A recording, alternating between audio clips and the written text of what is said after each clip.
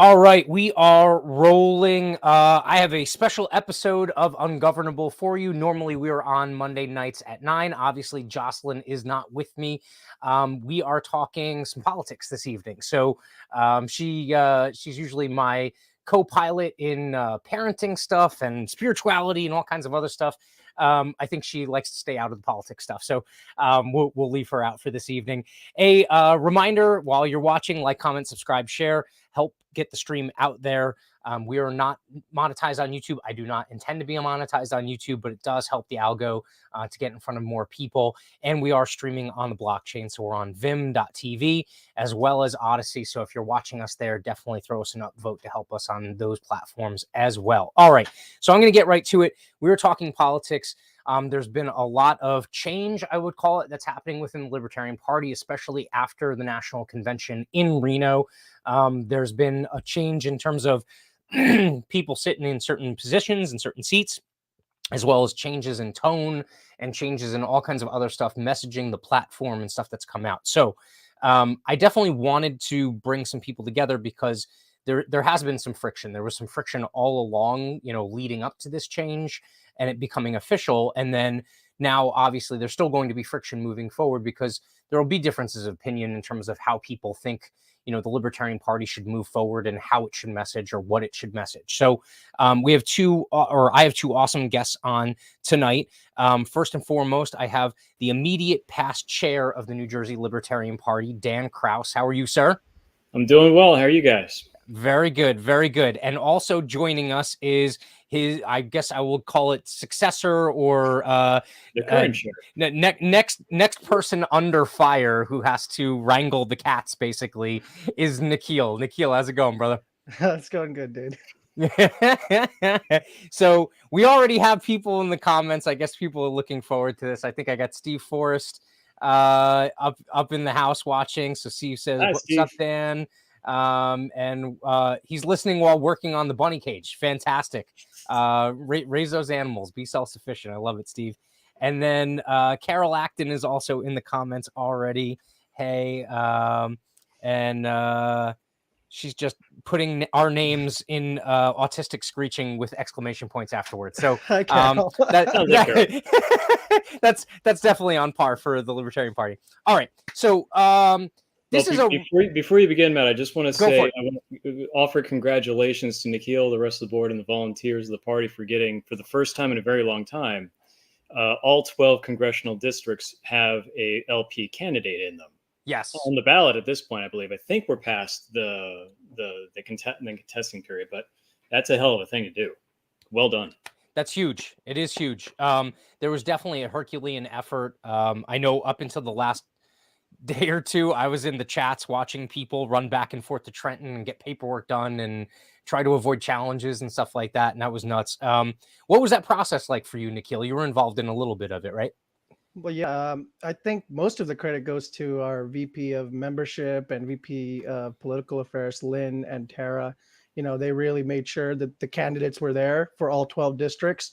They corralled them. They asked them to join. And and then also afterwards, it comes to the work of the party, which is gathering the petitions, making sure that they get on the ballot. So that all happened at the regional level. In New Jersey, we got 3 regions and they do their own independent stuff.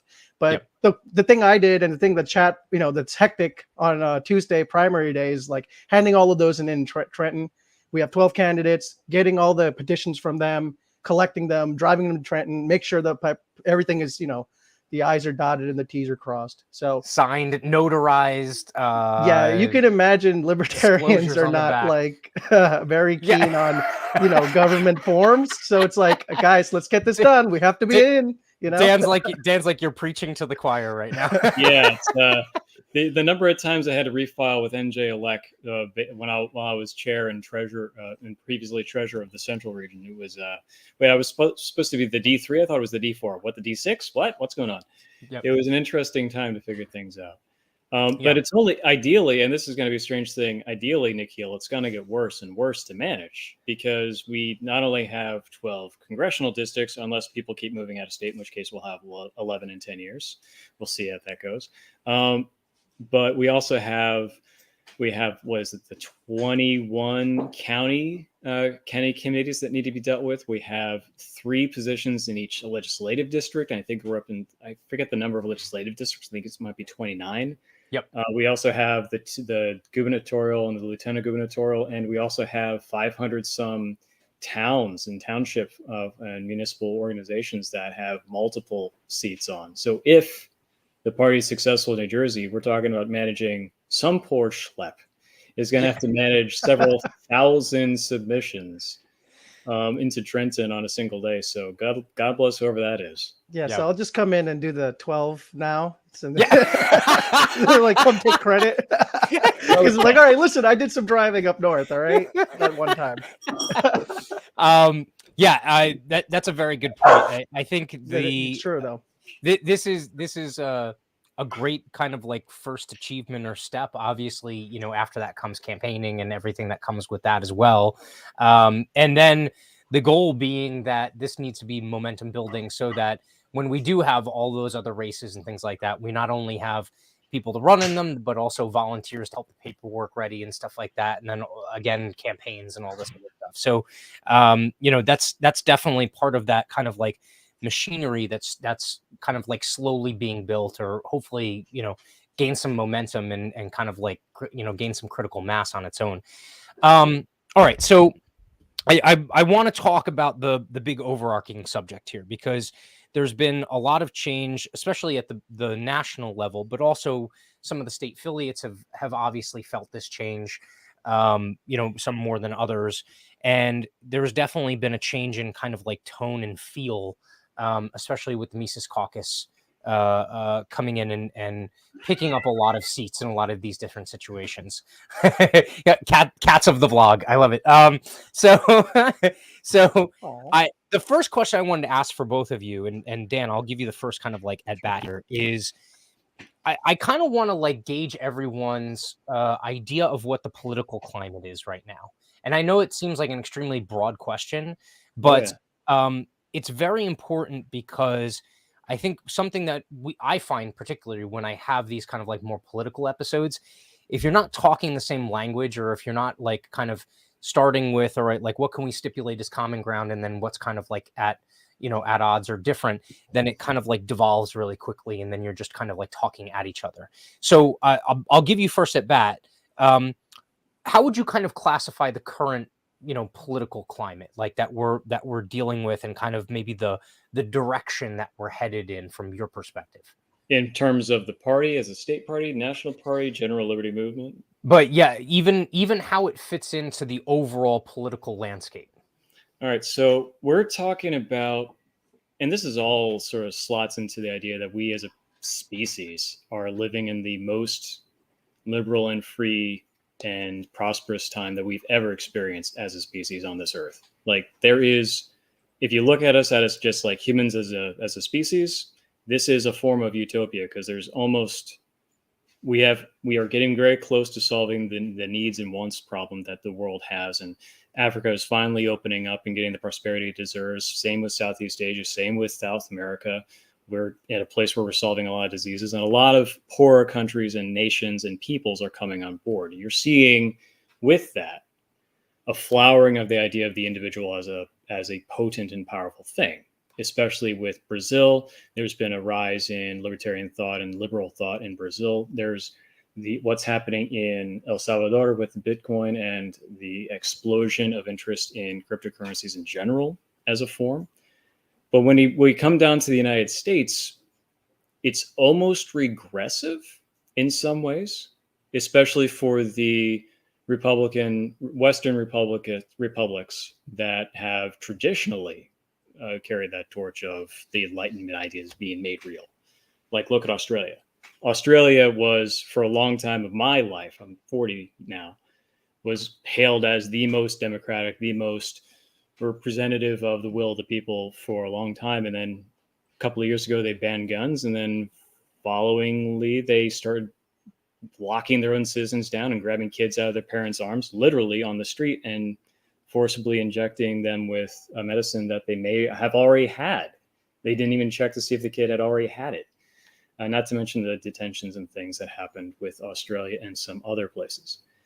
So it's this strange dichotomy. We got the rest of the world that's finally getting access to like human decency and the power of the individual as a political force.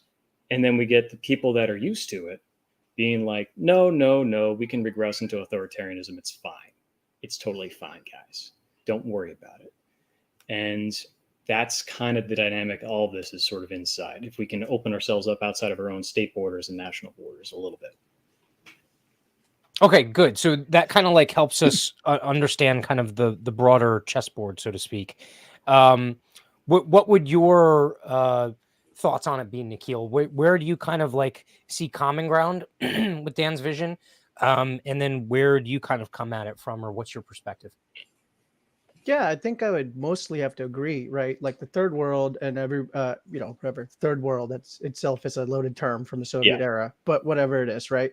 The world outside of the West, they're doing okay. They're like starting to, really discover that's where all the manufacturing jobs are. They're kind of like discovering industrialization, and the quality of life of those people is going up. They're moving away from subsistence farming, especially in India.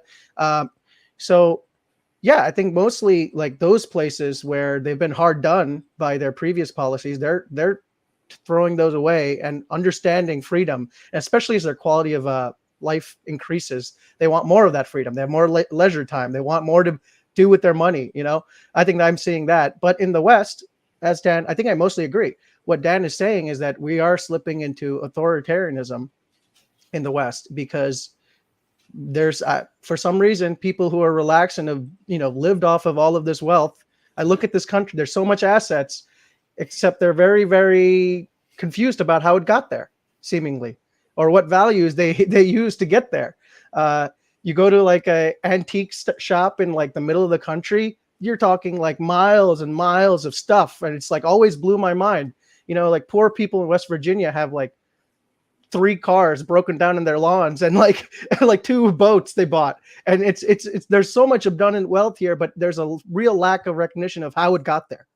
And we're kind of abandoning those values in the West. And I would say the social climate, especially in the West, is very pessimistic.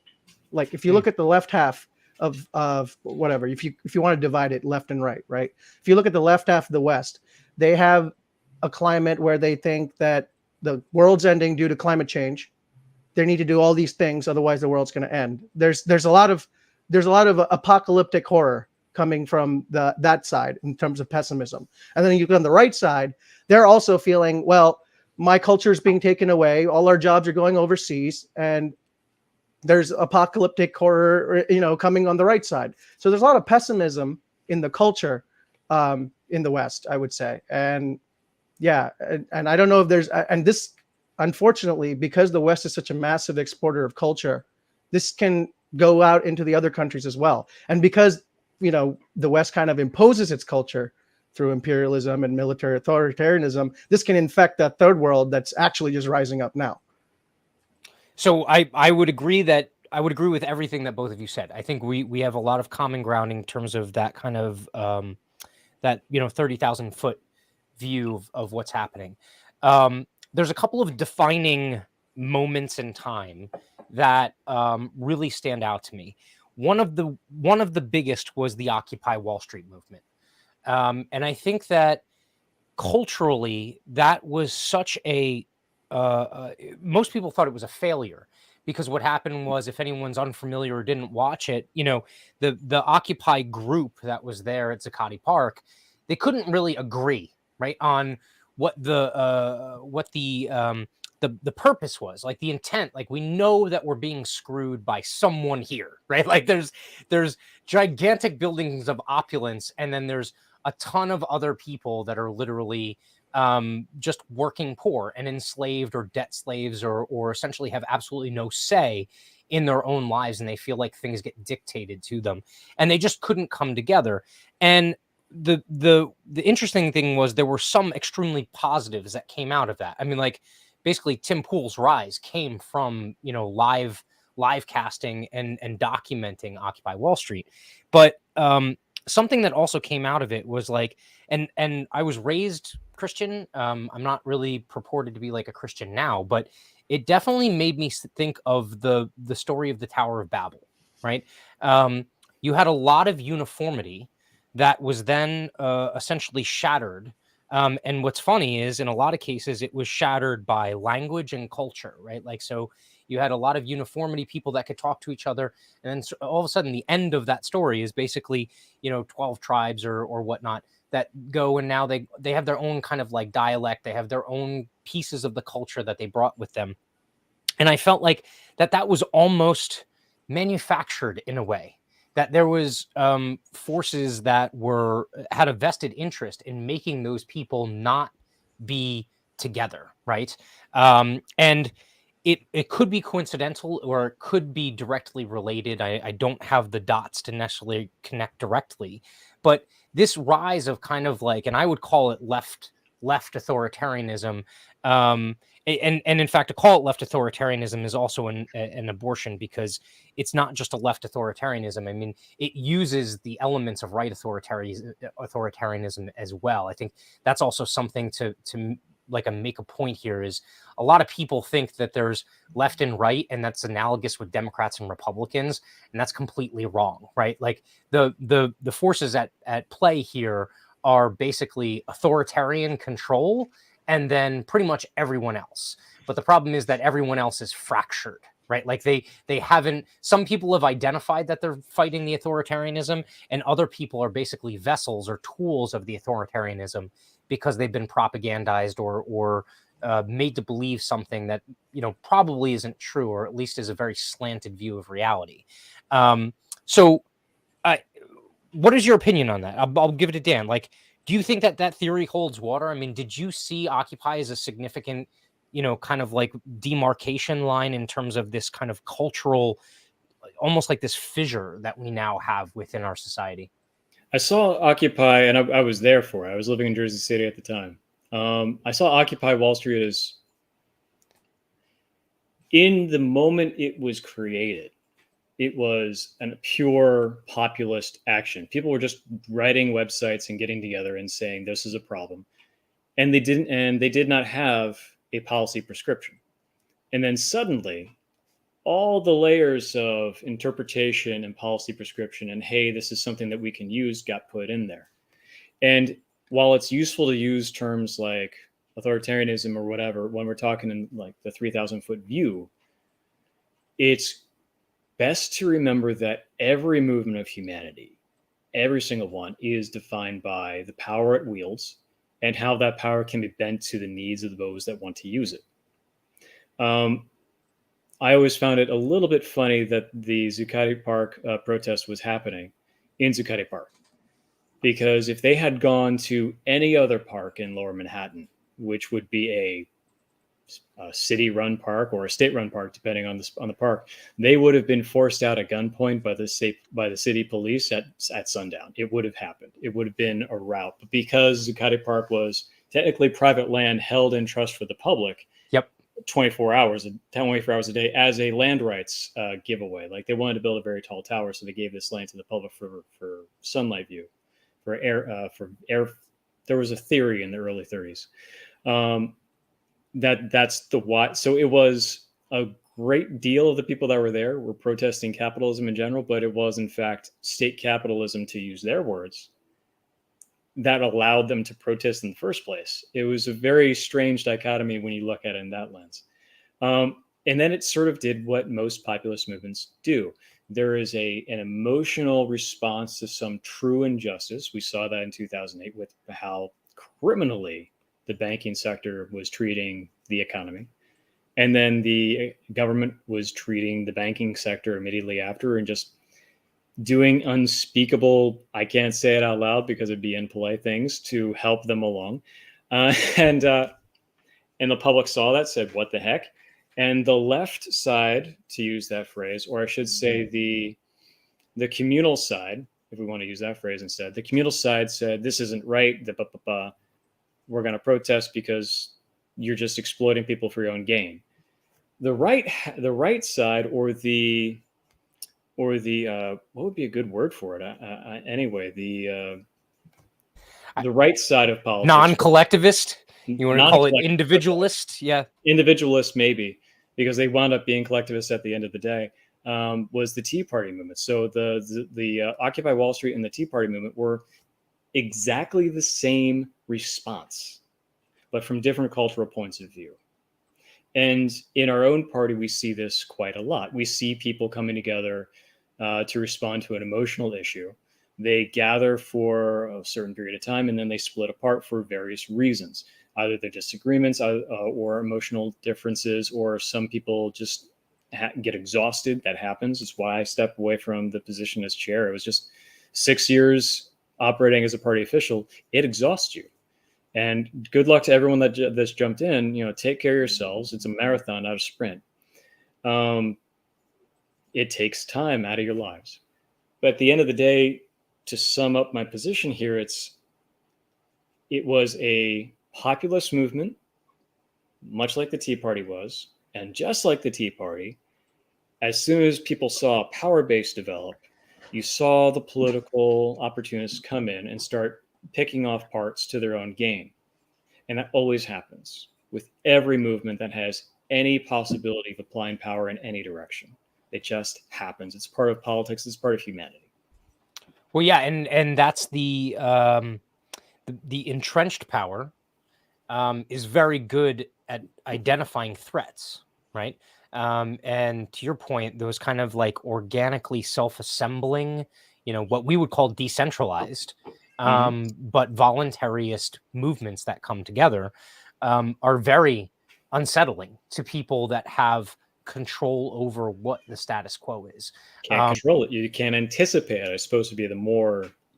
Yeah, you can't direct it, right? Like you can't basically anticipate where it's going to go and direct it, because it is that true kind of like freedom of expression, freedom of thought, and kind of like being able to kind of go in any possible direction. So it's unpredictable, right? But at the same time, it's also dangerous, because if it does self-assemble into some form of true collectivist movement, you're now fighting a much individualistic movement.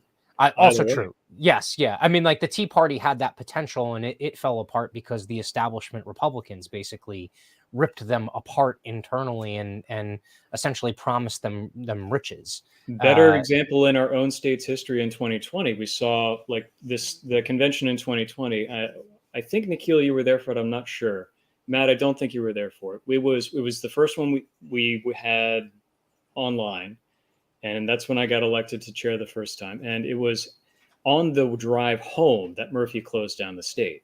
Mm-hmm. And every single person that had any amount of like civil rights idea in their hearts came together in that first 2-3 months to say, this is wrong. What the hell are you doing? You're arresting people for even the thought of protesting. Mm-hmm. And for 2, 3, maybe 4 months at the long end, there was agreement in the various groups that had no agreement otherwise on this is wrong. What are you doing? Back the hell off. We have the right to assemble. We have the right to address. We have the right to speak. Right. We have even in times of war and disease, we have these rights. What the hell are you doing? The Bill of Rights is not above your pay grade, Mr. Murphy.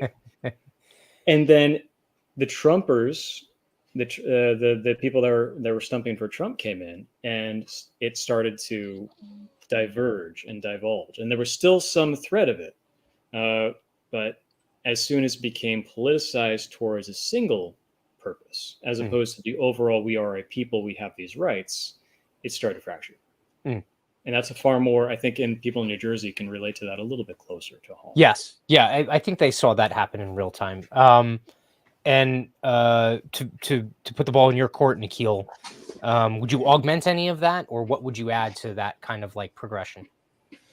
Yeah, I mean, Occupy Wall Street was I think, like Tea Party, was a populist movement. It was infiltrated by, establishment narratives like it often does. I would say, a more recent example would be like Black Lives Matter. Probably came through a very legitimate concern about police brutality. I would say that it's been hijacked now, and you can go look up what the founders are doing now with that money. It's like corporate Democrats use it. People who never cared about the message now co-opt it and use it like they care, that they've always cared about it. And now the money is now flowing to them somehow, to their campaigns. It becomes a fundraising mechanism. Yeah. It becomes a fundraising mechanisms. And, what happens is like these decentralized organizations, they're organic, they're powerful, and they have a real feel to it. They come in with more money and organization to co-opt it. And because of the media narrative about this is like, the original founders of the groups or whatever, they're just ignored, right? And then the establishment people just come in, they take center stage and all the media, and they're like, no, this is what the movement is. This is JP Morgan supports Black Lives Matter. Yeah. That's what the movement was. Don't you understand? Yes. It wasn't, people the of moment Ferguson going, Black Lives Matter. Also, let's stop burning down our community. If you saw the Facebook videos back in the day, like Black Lives Matter, but we're very angry, but let's clean up our community and get the police out of here. We can take care of our own. That's not what the movement is. Those leaders you can go look up what happened to them. But, the corporate Democrat comes in and saying that, no, we're the face of the movement. And, they enjoy their mansions now in California or whatever they're doing with that. And we also have the exploitation of the reverse with the response to that. It was so simple to use as an emotional appeal for the opposite side as well. Yep. Oh, these people are burning down their own communities, blah, blah, blah, blah, blah, blah. It's the late 90s all over again. Rodney King riots. Like the exact same playbook happened. Yeah. When there was a absolute need for actual justice reform and actual, hey, let's not have the cops killing us in the streets. Maybe might be a good idea to have cops not kill citizens out of hand. And then it just became exactly what Nikhil said. The leaders on the left just swooped in for that sweet money, and the guys on the right decided, hey, we're going to use this to distract people that are already disempowered because they're in states that don't have access to like a vibrant economy, and so they're dying from opioids and methamphetamine, and we're going to give them something to be angry about and direct their anger at. Yeah, and if you don't support, if I said any of this to a Democrat, and they now would be like, hey, why aren't you an ally? That's the argument now. The narrative has been so totally captured. If I point out any of this to them, be like, hey, have you seen what the money's been going to recently? Like, what have they done? Or do you think the message is the same as do you see the people propagating the message now versus back then? And if I point this out, but before you point it out, I think the audience needs to understand the amount of money you're talking about. Insane amount of money. The amount of people donating to this stuff. More than $1 billion with a B funneled through the Black Lives Matter organization. Yeah. Not the people in the street with actual grievances for getting killed just for being black. We're talking about the Black Lives Matter organization. The corporate has office had at least $1 billion flow through its doors. Yeah, I don't know. I feel like most of that billion is not black people. Just putting it out there. At least that's the last number I remember, and it's been years since I've looked it up. So I'm going to cut you off because Dan made a really good comment that I put up before. Maj, I don't know, Dan Krause, if you saw Maj's speech at kind of like the opening event that happened the first night of the national convention.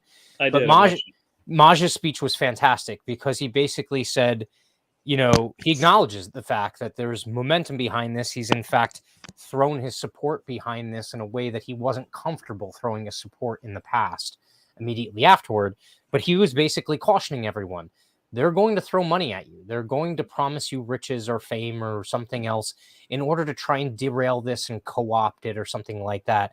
He was like, I'm worried that you won't be able to say no. Right.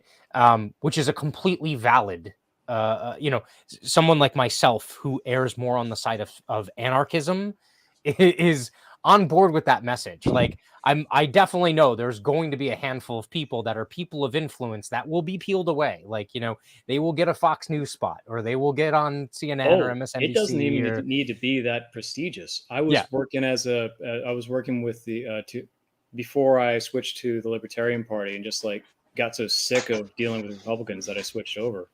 I was working in the run up to the 2012 Ron Paul run in Jersey City.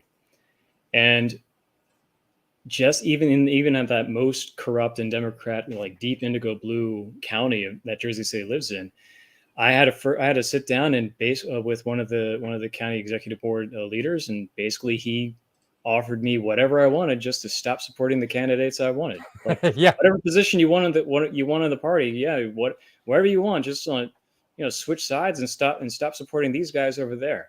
Like it's not gonna be like the Hollywood fame. Here's your contract for $1 million. It's gonna be something simple like, you know what, just stop talking so much, and then we'll give you this over here. Oh yeah, no, it's definitely going to be proportionate to the power that the person wields where they're at, right? Like it's definitely doesn't have to be, millions or riches or fame or anything like that. But I just thought that was interesting because that's also something that we have in commonplace. We understand that these pushes can end up being co-opted and essentially corrupted or veered away from the original intent, right? Yeah. In fact, most of And often it's hard to define what the original intent was. It can be. Most of my agorist friends are vehemently, at least not anti-Mises, but they're like, look, this is just going to turn into yet another Jabberwocky of a different kind if it ends up going somewhere. So I get that. Like I understand it, and I have a front row seat for it, right? It is a fantastic poem, if nothing else. Yeah. But so let me ask you this question. So the conversation flowed into BLM. Okay. The libertarian message during that time period could have been extremely effective, right? Like not even talking about like COVID was already going at the same time, right? Mm-hmm. And then you had BLM on top of it. We're talking about basically a pressure cooker within this country. And there was a very Shout out to fantastic Spike Cohen on that, by the way. He did fantastic work. So Spike's messaging was fantastic, right? Other messaging fell extremely flat. Okay. Mm-hmm. I would love to hear both of your opinions on why that dichotomy existed. Why were there some people that messaged really well during that time period and other people who didn't? I'll let you go first, Dan, or Nikhil, if you have something that comes to mind first. Nikhil can go. I've gone first a few times. Yeah. So I feel like, before even 2020, what I was saying held true, before about Black Lives Matter money going to some places, right? There were people that recognized that before all of the riots and all of this happened. And those people for a few years now have been attacked as not allies or whatever. Like my sister posted something about, she lived in Malibu at the time during the riots, and she posted that her corner store that she used to go to, and there was it was like a magic store. They stored like little magic tricks, was totally broken into. And she's like, what was the purpose of this? This is an immigrant owned whatever. Like, why did this help? How did this help Black Lives Matter? And, she was instantly accused of not being a South Indian ally. It's like, we're all supposed to be in the same. It was insane. The all of that. Right. But, that sort of attack has been going on for a while before that. So what happened was there was a part of the culture that recognized that what was going on. It's like, this is already a captured movement. This thing is being used politically, probably to distract from what's going on with COVID, and so they kind of saw through this and they also saw the utter destruction of it that came to regular people who had nothing to do with cops.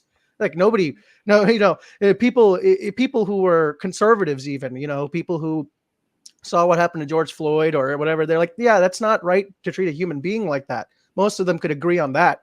Maybe they can talk about, other, but as always, an event like that was used to like essentially distract the public, divide the public. And there was a faction of the culture that saw that.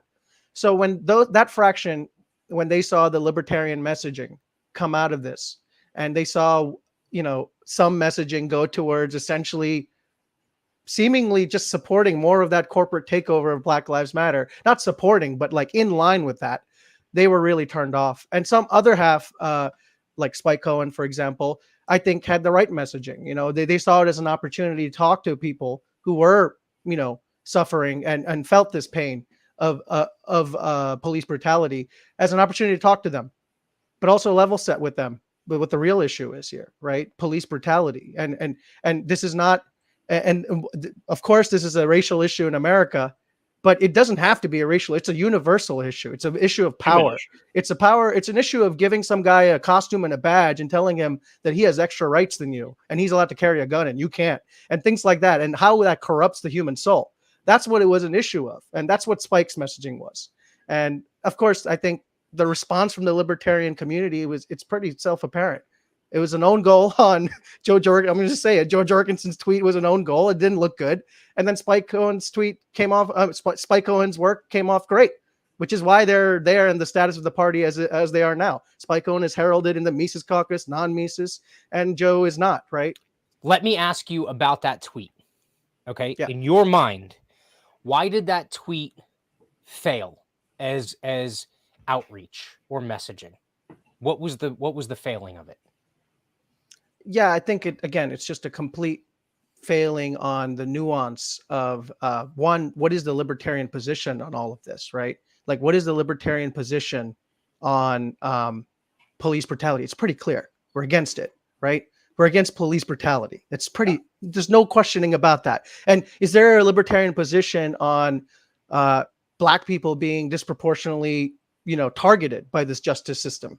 Yeah, I mean, the evidence is clear there. So we're all with there. So what went wrong was just the lack of awareness of this campaign to understand that Black Lives Matter has been captured. It's like going, we need to it's like saying that we need to, balance the budget and tweeting out hashtag Paul Ryan. That's what you essentially tweeted at a bunch of libertarians. And they were like, Paul Ryan? Yeah. Ron Paul started the balance in the budget thing. It's like, what are you talking about? He's like, why are you tweeting at some captured organization? And so that's what happened. The most libertarians were on the side of understanding that already, because they paid, libertarians are obsessed with politics. So they played close attention to all this. And at a given time where actually not just libertarians, half of the Democratic Party is getting sick of that stuff. And they saw that. Most of the conservatives and the right wing, Trumpers, whatever, all saw that. So it was against like 75% of people that tweet fell flat with, in my opinion. And that's exactly what happened. I would say it was just a lack of cultural awareness. Like, where are we right now? It's like, what does this movement mean to most people today? And especially at the time when there's violence being put with it. So there's a way to talk about Black Lives Matter in a nuanced way. That tweet just doesn't come in. Maybe it's just a function of Twitter. You shouldn't be tweeting things like that.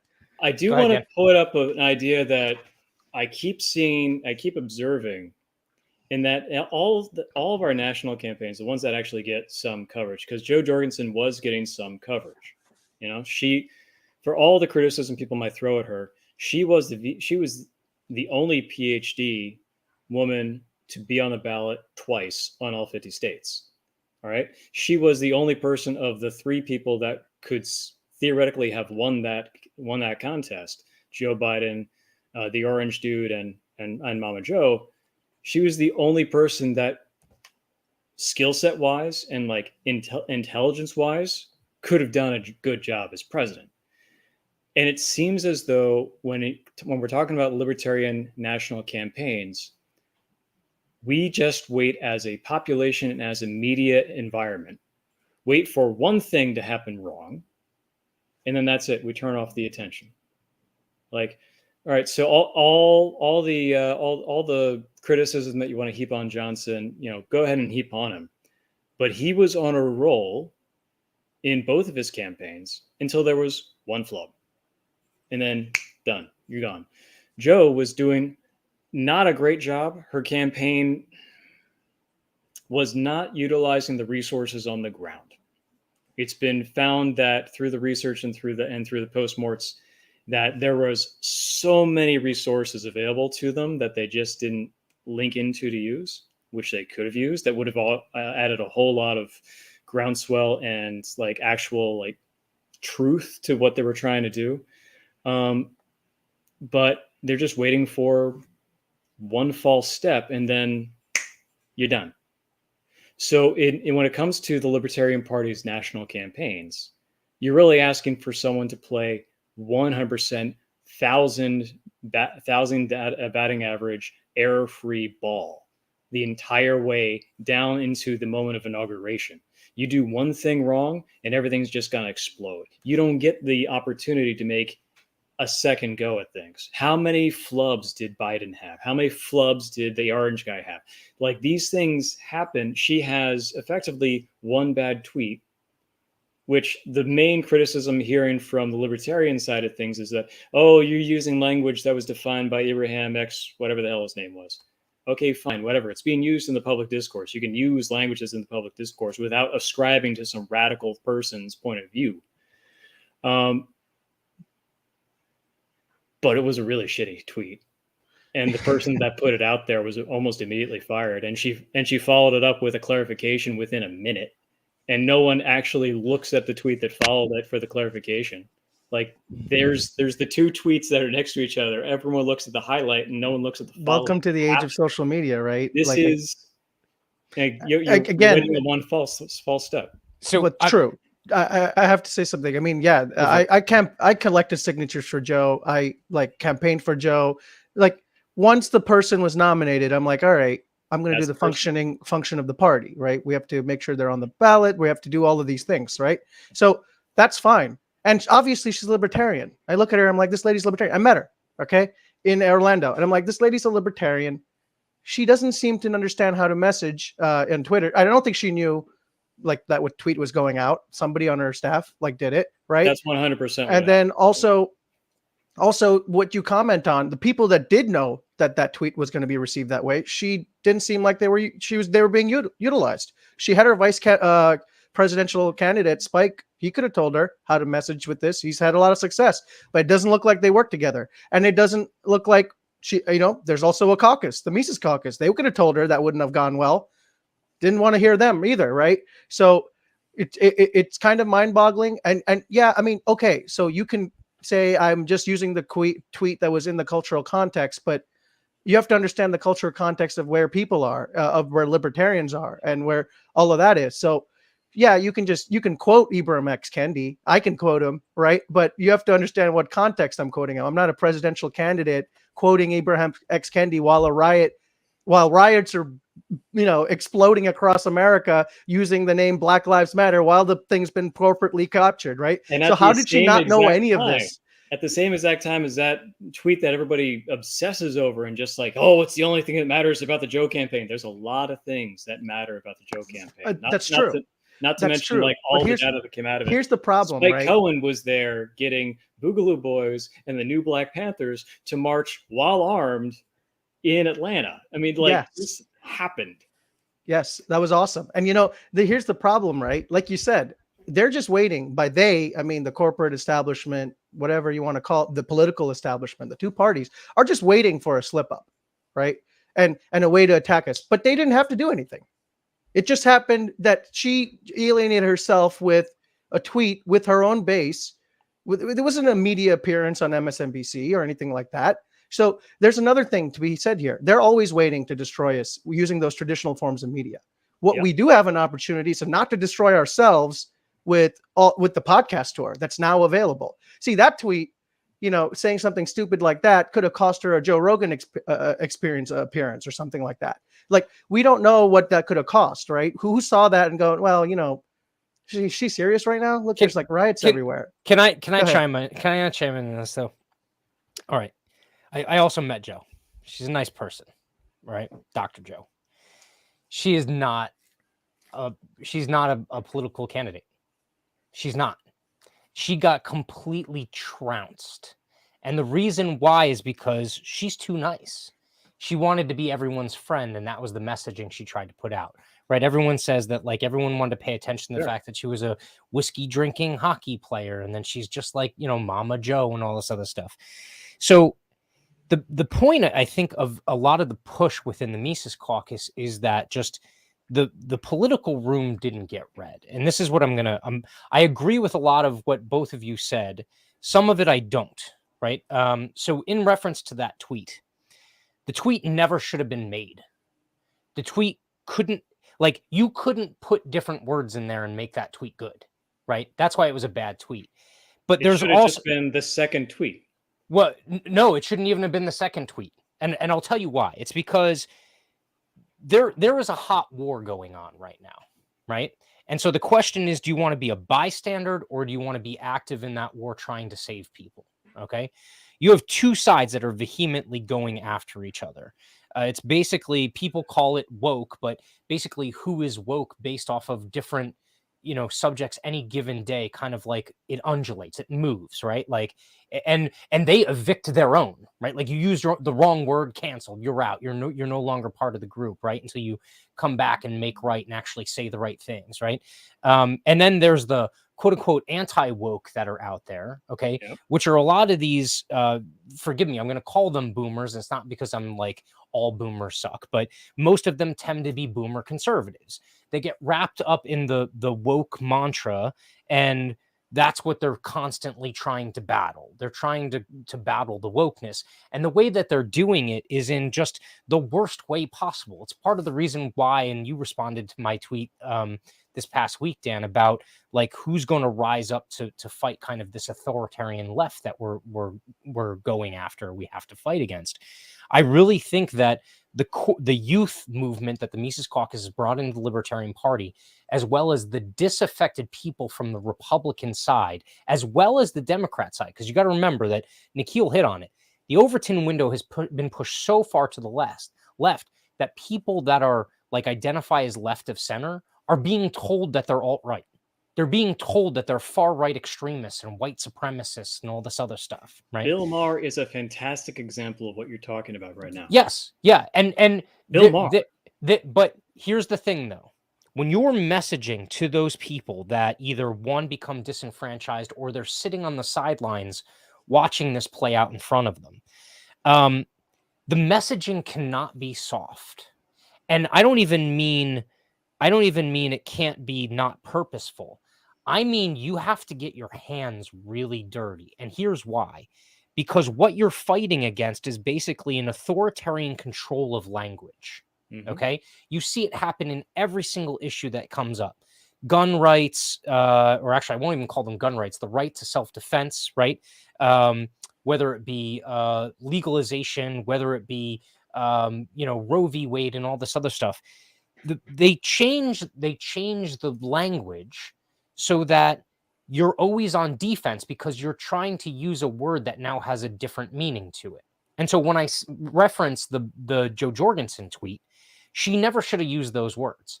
And you're right, like you can use those words in that lexicon, but the problem was there was no way to assemble those words in that tweet or other words that reference that topic in a way that spoke to anyone.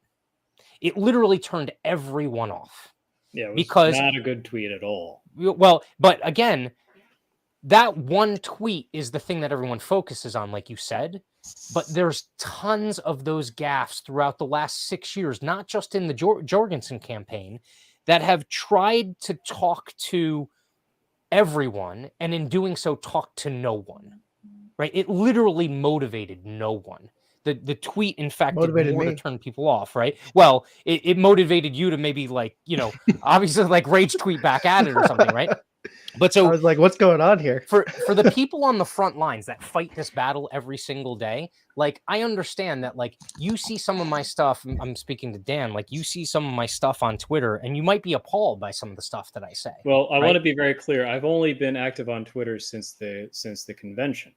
Okay. Specifically because before this year, before March 12th, thank God, Nikhil, I was an officer of the party. My job was to protect the rights of the members and to build the party for the future and make something durable so that people have an operating, functioning party to do good work with in the future. Because 2016, when the orange dude was hanging out, we had nothing. Yeah. We had a very, very good people that had done work for years, but for any number of reasons, it hadn't been durable. Huge shout outs to all the old guard of the LP for doing everything that you've done over the years. Thank God you were doing it because you left something there for us to work with. And it took a lot of good people, a lot of time from 2012 even, before I was even part of the party, up until now, to build out these three regions as a concept and then as an operating, working thing. And then to get to the point where we had counties coming together in any way, shape, or form. Mercer County is working along. We got a couple other counties going on. Or my own Monmouth County, we're trying to figure things out.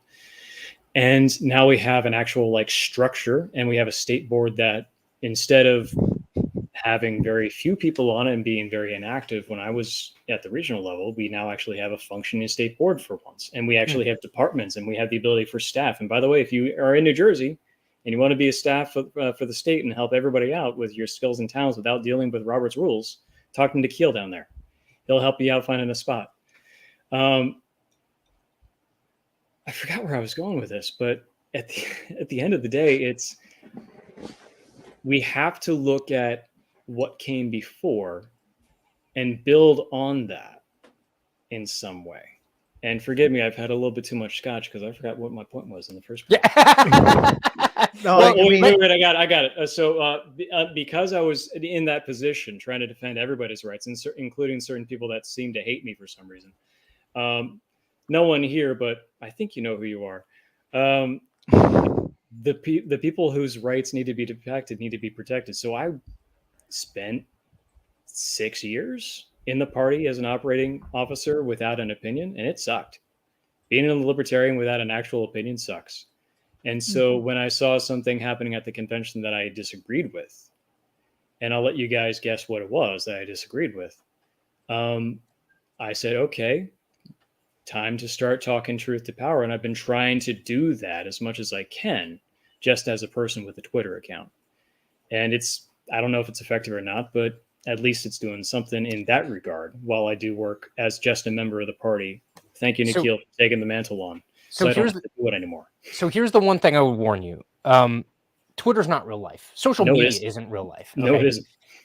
And so the one thing that's really difficult, and I found it really hard at first too, is how you interact with people online, especially when you're faced with what you would normally think as a libertarian is this overwhelming amount of ignorance, right, on the part of someone. I mean, like when I venture into DemSoc Twitter, right, Democratic Socialist Twitter. Why do you do that to yourself? Don't do that.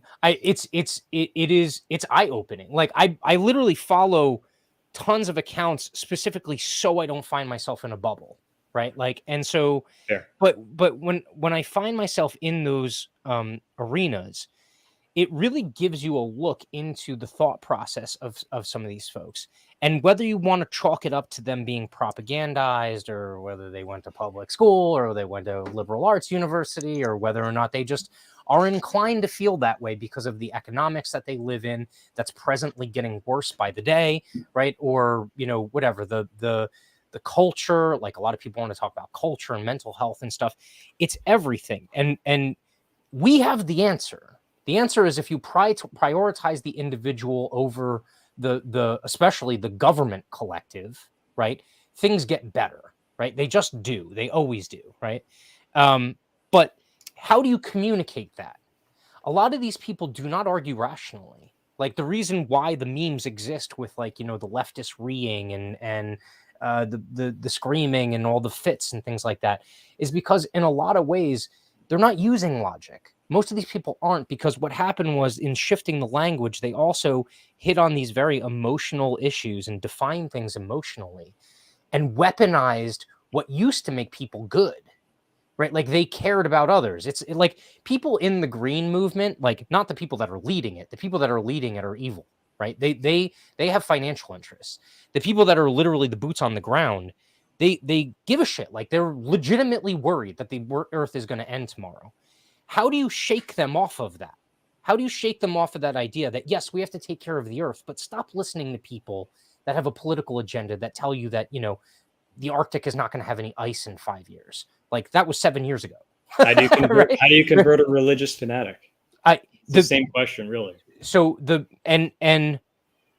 problem is if you try and go about it in a very milquetoast way, it's just not going to work. Like I understand people want to play the long game and things like that, but even in the present day, like things have gotten so severe that you pointed out, like what the American government did to its own people during COVID, what Australia did, and certain European nations, those things are appalling. Like those aren't the hallmarks of democracy and evolved society, those are the hallmarks of fucking Maoist like beliefs. Like that's the hallmarks of freaking state-run capitalism in China. And in fact, in some cases, before this most recent zero COVID policy, China actually kind of treated their people better than some of the Western countries did in certain situations. But the people that you're trying to reach, I think what the Mises folks have identified is that there's a bunch of those people you can't reach. But just like Ron Paul wanted to speak to the remnant, what you have to do is you have to put the lunacy that these people have been fed or that they believe in on a pedestal to allow everyone else who's not engaged in the conversation to go, wow, like that's insane. Like that's nuts. Like I don't believe that. You kind of see it happening a little bit with actually the pro-life, pro-choice debate right now. There are tons of people that in the 70s and 80s, when Roe was big, right, would have considered themselves pro-choice. But then within the last couple of months, they see a Supreme Court case where the state's own attorney basically says that they want full-term abortion available. And even the pro-choicers that were like, first trimester pro-choicers are like, oh, I don't want to hitch my wagon to that, right? Like there is a shift happening. There's also that postnatal argument that was shifting around in the mid-thousands, teens, somewhere in there. It's gotten the extremes. And so here's the other thing. I'm sorry, Nikhil, I'm taking up a lot of your air, but the other thing to be learned here is that so Trump brought us one amazing thing. There might be other minor good things. I mean, he was a shitty president. I think everyone would agree with me that's watching this, right? But he happened upon a tactic that we now need to embrace. And it's the tactic that basically the authoritarians have been using all along. They threaten the worst authoritarian solution possible. And then they give a little bit away.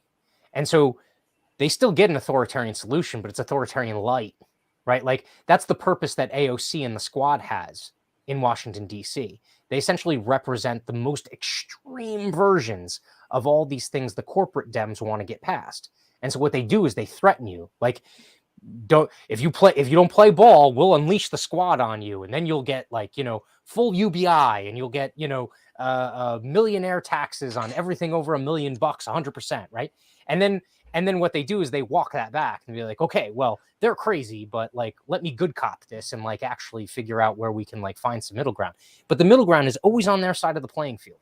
So what Trump found out was, I'll just go crazy in the other direction. I'll freaking Alex Jones them, right? Like I will ask for the most crazy thing. Gun control. I want to issue every single person in America a machine gun. That's where my starting point is in the negotiation. Now let's find some place that's not like crazy that end, but we're still combating crazy the other end. The Republicans haven't figured this out. They don't get it. They still don't understand, especially the ones in DC. No, they absolutely get it. They use the emotional appeal all the time. They may not use the same anchoring concept that you're talking about, but the heritage of the Contractors of America is there, in that they started in their rhetoric going into that 1994 sweep that they were able to engineer with Newt Gingrich. Yeah, they were authoring and offering far more extreme positions, and so when those gained resonance, when they got in, they were able to find Democrats who were willing to come along. Not that they needed them with the sweep that they had, but they were able to find Democrats to come along with that Contract of America, which was far more watered down. I remember Rush Limbaugh being very upset with the level of watering down that occurred with the Contract with America. Yeah. But they're being ousted now by the Democrats, because if you notice with the gun control thing, dude, it's Republicans flipping. It's Republicans that normally would have been, staunch pro-A Republicans. I mean, you also see it. What's also really funny is as much as the left knows, they don't know, because they keep saying NRA is, NRA lobby and all this other stuff. It's a freaking dying institution. It's a controlled opposition organization, right? And we know that. But the vast majority of people don't. And so say you're a gun owner and you fall more on the purist definition of the Second Amendment. But all you've been told your entire life is the Republicans are where the Second Amendment's at. That's who protects the Second Amendment. And all of a sudden, we've seen online, me personally, in Facebook groups, in some of these what I would call FUD groups, these people that are Second Amendment people, supposedly, but then they're all for, sensible gun control. Oh, well, what's sensible gun control? Oh, well, that changes over time, right? And so there's young people that fight back. They're just politically unaffiliated because they feel like they're maroon. They have absolutely no one fighting for them. There's these establishment types that basically have their own little corner, blockaded off, and they own the power in that corner. But then in order for them to maintain that, they continue to have to kind of chip away at their principles or give ground when it comes to these extreme demands and things like that. Anyway, I kind of went on an extreme tangent with that line of conversation. What I wanted to ask you, Nikhil, was one of the big thing that comes up continually within the Libertarian Party is about our groups trying to basically oust others, right? And Dan, you mentioned the legacy. There are people that have been here for a long period of time that, this is going to seem fucking corny, but the logo's a torch. They kept the torch lit during good times and bad, right? There are people here who kept the torch lit. Nikhil, in your opinion, do you think the Mises folks want to kick anyone out? Do you think we want to push people out in town on a rail because we fault them for making mistakes? Yeah, absolutely not, right? So I can't speak for every Mises member, how they feel. Some people feel more tribal than others, but just speaking, the only reason I joined the LP and the Mises caucus was speaking to the point about, milk toast versus not. I was listening to Ron Paul, I was listening to Tom Woods, I was listening to Dave Smith, and they told me to get involved in the party and do something. And I was like, okay, especially with the messaging coming, as we talked about, these gaffes over the years, where they don't understand the cultural context of where we are. When they say things or tweet things that don't seem to align with libertarianism at all. And I'm like, okay, what does this have to do with anything? I see some factional war playing here. Actually, it was that is what made me go, okay, well, I think I should need to join if there's a war in the Libertarian Party to make sure the message of liberty comes through, right? So I don't have any, of course, I'm from an Asian culture. The people that were here before that have set up all this, I respect them. I want them to help me. And Dan can tell you that I've called him a million times since I've become chair to ask him suggestions on how to do things, right? Yeah, to me, the way I talk all the time, it's the only thing. If you have a position of power, it's your responsibility when you give it away or when you leave that office, even if it's a contested thing, keep that institutional knowledge going forward. Right. And I feel like, I joined the party. I wanted to be a fearless message. I think that's the main disagreement between the older folks and now. I think if you watch the Dave Smith episode on Michael Malice yesterday, I think he summarized it very well, is that, that whole idea of looking like the sane person in the room. And during the 90s, where, the Republicans under Newt Gingrich were saying this, Democrats they had a president who did stuff in the White House, when all of that was happening, the reason message of hey, look what's going on down here, or the milk toast, way of talking about libertarianism probably had a place. I think with social media, and I don't pretend to understand it because I suck at social media. All right. I really suck at it. And I really don't have too much interest in it too. I don't know how I got into political office with all of that thoughts. But anyway, I don't pretend to understand it. But all I know is the proof is in the pudding, right? The people that speak fearlessly, who spit fire, who say things fearlessly, and are not too worried about making a mistake here or there on a podcast, because, a podcast is a long form conversation. You say a lot of things. People drink scotch, things come out.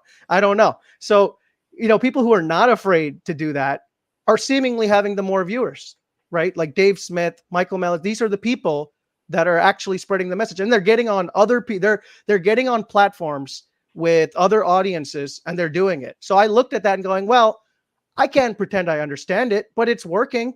I guess something is happening, in the liberty movement, rather than, our death spiral into authoritarianism and, just, financial insolvency as I see it right now, right? At least some people are doing something, and I wanted to be a part of that. And of course, being a part of that doesn't mean I want to kick everybody else away. you need the help from people that came before you always, to help you get your feet together. I think the main misunderstanding between the Mises Caucus and the rest of libertarians is that there's a young edgelordy energy, especially on Twitter, even that I don't understand. Even Dave Smith doesn't fully understand.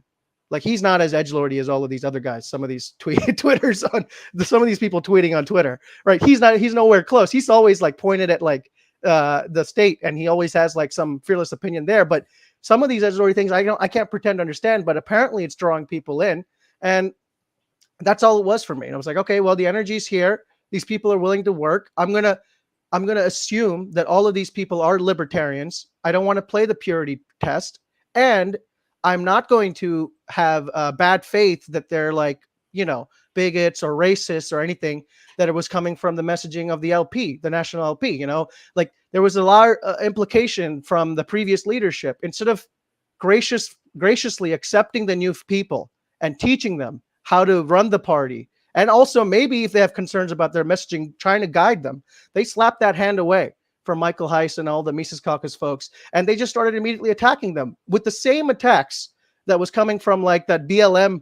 If I was to be skeptical of BLM, the organization, I would be called an anti-ally or not maybe a bigot. That same sort of attack was used against the Mises Caucus, and I was like, well, this is just a bad faith argument, right?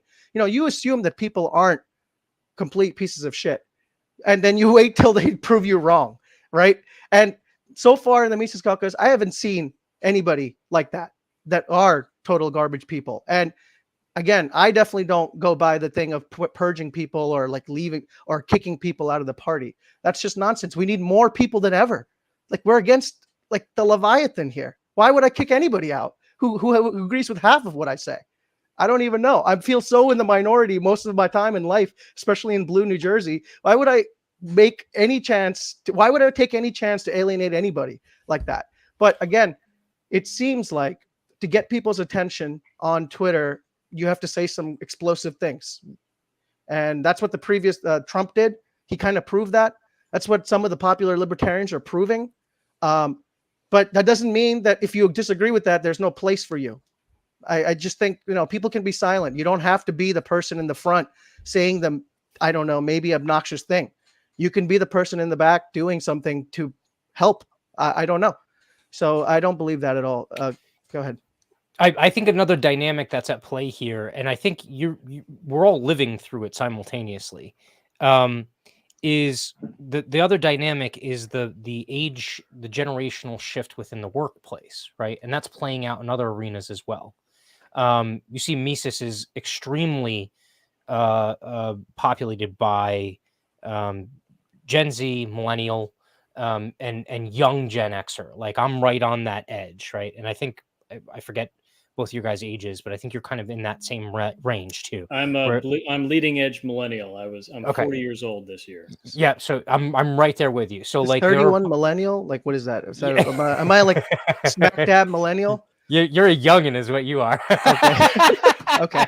So no, but you and I, Dan, are in the same kind of boat almost. We're kind of like on that verge in between like Gen X and screwed by the economy our entire lives. It's just well, so that dynamic is playing out in a lot of places, right? The millennials and the Gen Zers becoming the dominant force within the workforce, and some of those seats are basically baby boomers that are being forced out the door, or at the very least having their positions, kind of like changed or augmented.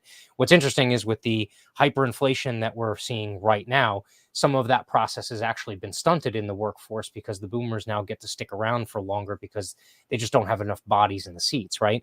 But once... Yeah, and I work as a financial planner, and I'm talking to people. And Matt, I know you work in insurance. You see a lot of the same stuff. It's frightening to see some of the people that are in their position. So if anyone here watching this right now, get your financial life in order. If you need help, find a fiduciary, get some help.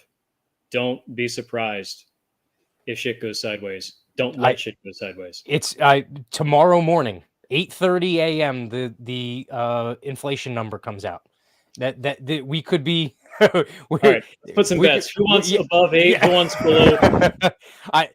What's funny is Wait, what did they take out of the equation now? Right? No, so core is everything except what you need to live: energy and food. So if you're buying, those are seasonal, they don't matter. Don't you? Yes, yeah, they go up and down too much. That's why we don't want to measure them. And they're unimportant, really. But yeah, no, completely. But so I think we also see that dynamic playing out here. What's crazy is when you look at the Democrats and Republicans, they're fighting that trend. The younger people, the younger blood coming into their organizations, they're trying to keep them down. They're trying to keep them just in those, campaign staffer roles. The young ones that bubble to the top, there's a purpose to them bubbling to the top. It's not this kind of like huge wave of youth that's becoming the forefront that are the talking boxes. All of the speaking heads of the Democrats and Republicans are all like older people. There's a couple of young, smattered in there, but there's no youth movement to be seen, at least in terms of the heads sitting at the table, right? What I was kind of inspired by in the Libertarian Party was that it is this, whether you want to consider it a takeover or the embracing of the youth movement or whatever it is, right? There's now a ton of young people in positions of them requiring to have some level of responsibility. Mm-hmm. Every single discussion I've had with people within the Mises Caucus has always centered around the fact that we cannot like remove the brain trust that was here. There was mistakes that were made, but whether there's always going to be mistakes that are made. Mises is going to make mistakes. Like, it's just going to happen, right? But once you move past that, you understand that the folks that have been here for a while and they've seen some shit, right? You need that experience in the room. And like Frankie before was shouting out Jim Tassone. Like, Jim is a cornerstone of the North region for us in NJLP. And Jim, I do not think Jim would consider himself a Mises Caucus person, right? Yeah, Ken Kaplan is who helped me set up the bank account in the North. Rich Bowen, I've always reached out to for treasurer. He's the sage of New Jersey. Like, all of these people that, have done the thing I need their help in, because I never really paid attention to government forms, just being a libertarian here. Yeah. And we've lost a couple of people in the last year as well. I mean, just today, I found out that Jeff Hetrick died in April. And I don't know if any of you guys know Jeff, but he ran for Congress for us for a couple of times. He was actually he and I split a car ride down to my first convention in 2016. Like, yeah, I saw that email chain, and if we can put something together for him or something, I will do my best to throw money in the hat and also publicize it. But yeah, 2 young kids, I think, right? He leaves behind. But yeah, and to your point earlier, Dan, like, for us, because our numbers are smaller, every loss is a big loss, right? Like, but that also being said, like, you can't bring everyone along with you when you have a cultural shift like this. It just doesn't happen, right? Like, especially like relating back to the kind of like companies and the generational changeover. I do want to push back a little bit on the idea that this is all a cultural shift. Okay. Because by and large, the problems that I'm seeing, at least what you can see, as much as you can see in the national conversation inside the LP, it's the question of, okay, so we're just going to throw everything out that you weren't originally part of.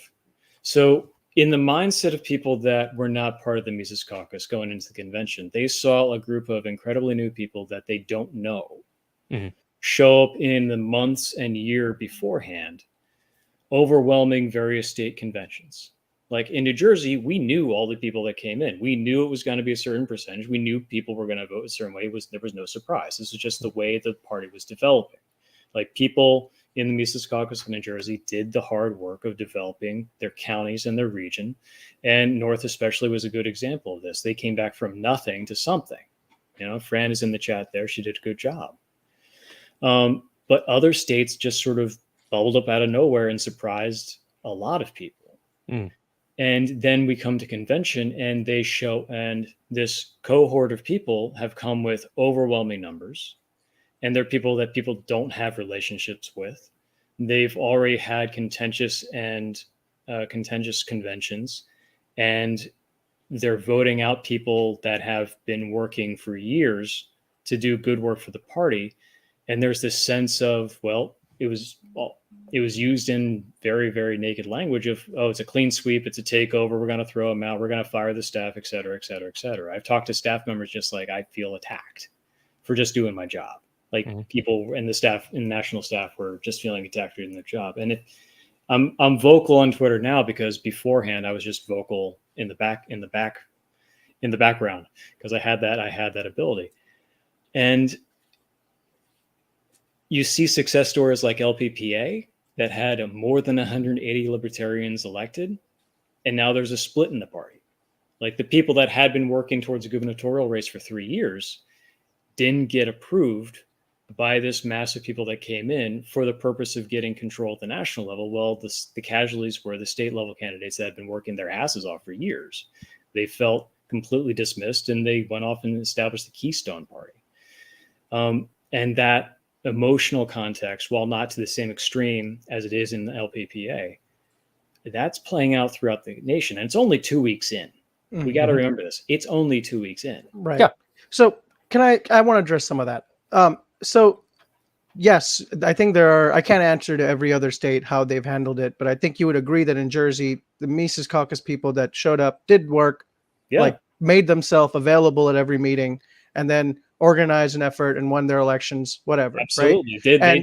And now we're wondering why and now we're wondering, God damn it, I guess we have to work now. Okay. So it's like, the dog caught the car. Okay. It's like, oh my God, what did I do? Right. That's fair, right? That's fair. That's a fair summary. I think what I want to go back to is that some of the people who came into the party, you have to understand from the other side of the perspective, right? People who saw the former chair, Nick Sarwark, basically calling out Ron Paul racist newsletters. Dan, you worked on the Ron Paul campaign. How did that make you feel? I was involved in 2008. I was a elector on the 2012 ballot, actually. Right. So like old school libertarians who've been doing that stuff, they saw the former chair of the LP basically go and say implying that Ron Paul's a racist. I'm like, okay, what the hell is going on here? Secondly, you saw lots of attacks like that, right? And at the local level, I suspect a lot of these places this is what's playing out. And is there, when you have bad faith attacks like that, when you just assume that someone coming in who's young and new, and you try to use a political gimmick like that's been employed by the left, as we've established, and try to destroy their reputation, I can see why some of these people get more tribal. I hope it doesn't happen. I don't want that. Like I said, we need the people. We need the people that came before to help us, help us understand how to wield this political machine properly. And I hope that doesn't happen. But what you are seeing play out in a lot of these states is, yes, people are being voted away. On the other hand, you have dirty tactics calling young people racist, possibly destroying their careers, because we live in a culture that you get canceled if people accuse you of that. So when you call people bigots, when you call with no evidence whatsoever, and then you're upset that you got voted out by them, well, excuse me, don't you think you have something to contribute to that, right? Like you kind of started this thing and you try to destroy this person and their livelihood, and all they were trying to do is join the movement, right? And there's a lot of that, as well as, speaking of being voted out, what did the other side, quote unquote, what did their tactics employ? They did this where they called people bigots, and they also purged people. They just straight up changed their rules. This has happened in New Hampshire. This happened in Massachusetts. This happened in Delaware. So right after convention, three people had their credentials removed in Idaho. So can you imagine why some of the strategy might be a little aggressive, especially at the state, when these people were just found out they're going to get purged? Like you talk about being voted away, at least it's using the Libertarian Party machine. These people are just changing rules, calling you a bigot, doing every sort of dirty tactic. Did you see what some of the opposition to the Mises Caucus, did you see what he did at convention when he faked an assault? Like, what is the quality of character that make you do something like that? I don't understand. Maybe it's part of being a politician, but if that's what that is, I don't want that. Like, can we at least agree that is kind of disgusting and slimy? And why are we doing that to people? All right, I'm gonna call out and do the devil's advocate. The entire convention was very, very strenuous. I'm pretty sure there was a lot of adrenaline running through his body, whether it Oh was a yeah. fake out, sort of writhing on the ground football maneuver, I'm sorry, soccer maneuver, or whether it was just the moment of this guy hit me on the shoulder as he was walking past. He obviously meant something mean by it. No idea. I don't know what his mind was, what Sarwark's mind was in that moment. But he's a political person. So it's not outside the realm of what could be possible. Yeah, but I just feel like somebody who considers a political tactic like that, I don't know. You lose my respect, right? Like, I thankfully I have some you're a bigot immunity because of my skin color, right? But man, anybody can go up to Matt or you, Dan, and call you guys racist and bigots, and you're my tribe. I would defend you, but it's a bad faith attack, and I would first be skeptical. I'd be like, hey. And why? And they could even say, "Hey, Dan Krause, that guy, he worked in the Ron Paul campaign. He must be a racist. Didn't you know that Ron Paul did racist newsletters?" I'd be like, first of all, there's not a racist bone in Dr. Ron Paul's body, you goddamn asshole. And secondly, Dan is an excellent person, right? So the idea that you would even employ such tactics is ridiculous. And then the fact that these tactics align with the cultural conversation that we've just been having about the last 5 years of BLM and all of this stuff, it's an even worse look. So you can imagine that some of the people in the Mises caucus are incensed, right? Of course. All of this we need to put all this beside us, okay? Because now that it's happened, I spirit, think we can all agree that the biggest white supremacist here is Nikhil. No. He's not a white supremacist. He's an Aryan supremacist. Yes. Yeah, sorry. He's the only true Aryan in this conversation, by the way. Yeah. That's not factually true. I mean, so if anyone understands how sociological and population groups work, you'll get the joke. Anyway, so we're talking about like the history of the Ron Paul newsletters, and we're talking about like perceptions and the takeover and the whatever. All right, so we're also talking about today, the day that we're talking on, the LP National tweeted out a tweet by Hans Hermann Hoppe. And it's been getting a lot of backslap, and for good reason. Hans Hermann Hoppe, while he may have some good ideas on anarchism in general, and he may have some history of work, quite a deep history of work with the Mises Institute itself, there are a lot of troubling issues with his political philosophy and his take on libertarianism and a libertarian society. And I don't mean troubling. I'm not using the word problematic because that's a bullshit word. I mean troubling. And the question that we have to ask ourselves as libertarians and operatives of the Libertarian Party, and everyone in this chat appears to be, and everyone in this broadcast appears to be, that designation of operative of the party and having the party's interest at heart and trying to move towards a free world for all humanity. At what point do you say this dude's not okay to tweet about or to quote? That's a real question. At what point is it not okay to use someone's writings because the end result of what they did or their actual actions in life, or how I would say if you're allowed to quote, political philosophy has evolved, like at what point do we say, I would say if you're allowed to quote Ibram X. Kendi, and that can be excused, you're allowed to quote Hans Hermann Hoppe, and that can be excused. That's what I'll say. So this is a perfect example of where I think the communication disconnect happens between Mises folks and maybe a lot of other people within the party that wouldn't consider them Mises. When I look at someone's body of work or what they did or something like that, I don't care. I care whether or not they had an intelligent thought in that moment, right? And the reason why is because even a murderer or a mass murderer can have an intelligent thought about something. It's obviously not about mass murder, okay? Like if you want to say like, quote, freaking Mao on why people need to be removed from the planet and ethnically cleansed, obviously you're a piece of shit if you're unironically advocating for that. And there's that old chestnut about, well, Hitler was a fan of veganism, therefore blah blah blah blah. Well, yes, yeah, and so you're kind of making my point. Like like not all vegans are Hitler, right? Like, and not all, and Hitler isn't representative of all vegans, right? Like there are certain elements, and even people that we look at as these great statesmen of the past have dark marks on their, and if we always get into this like historical dick measuring contest about like who was the greatest statesman and who sucked and all this other stuff, and then we look at that from the context of like, well, can I share something from this person? The people who are the enemies of free speech have won, right? That's the way I look at it. I should be able to quote anyone I damn well please. And if you're like, well, they did this, that, or the other thing, well, I'm not talking about that. I'm talking about the thought that they had in this moment about this one issue, right? So, and for context, I want to pull this up because I know we're talking about this kind of like in an ethereal, in an ethereal sense. But this is basically the quote, right? There can be no socialism without a state. And as long as there is a state, there is socialism. Aggressive violence is the nature of any state. I would say that if you removed the name Hans Hermann Hoppe from that, I see absolutely no context that would make me disagree with any portion of that quote. Would you agree with that quote, Dan?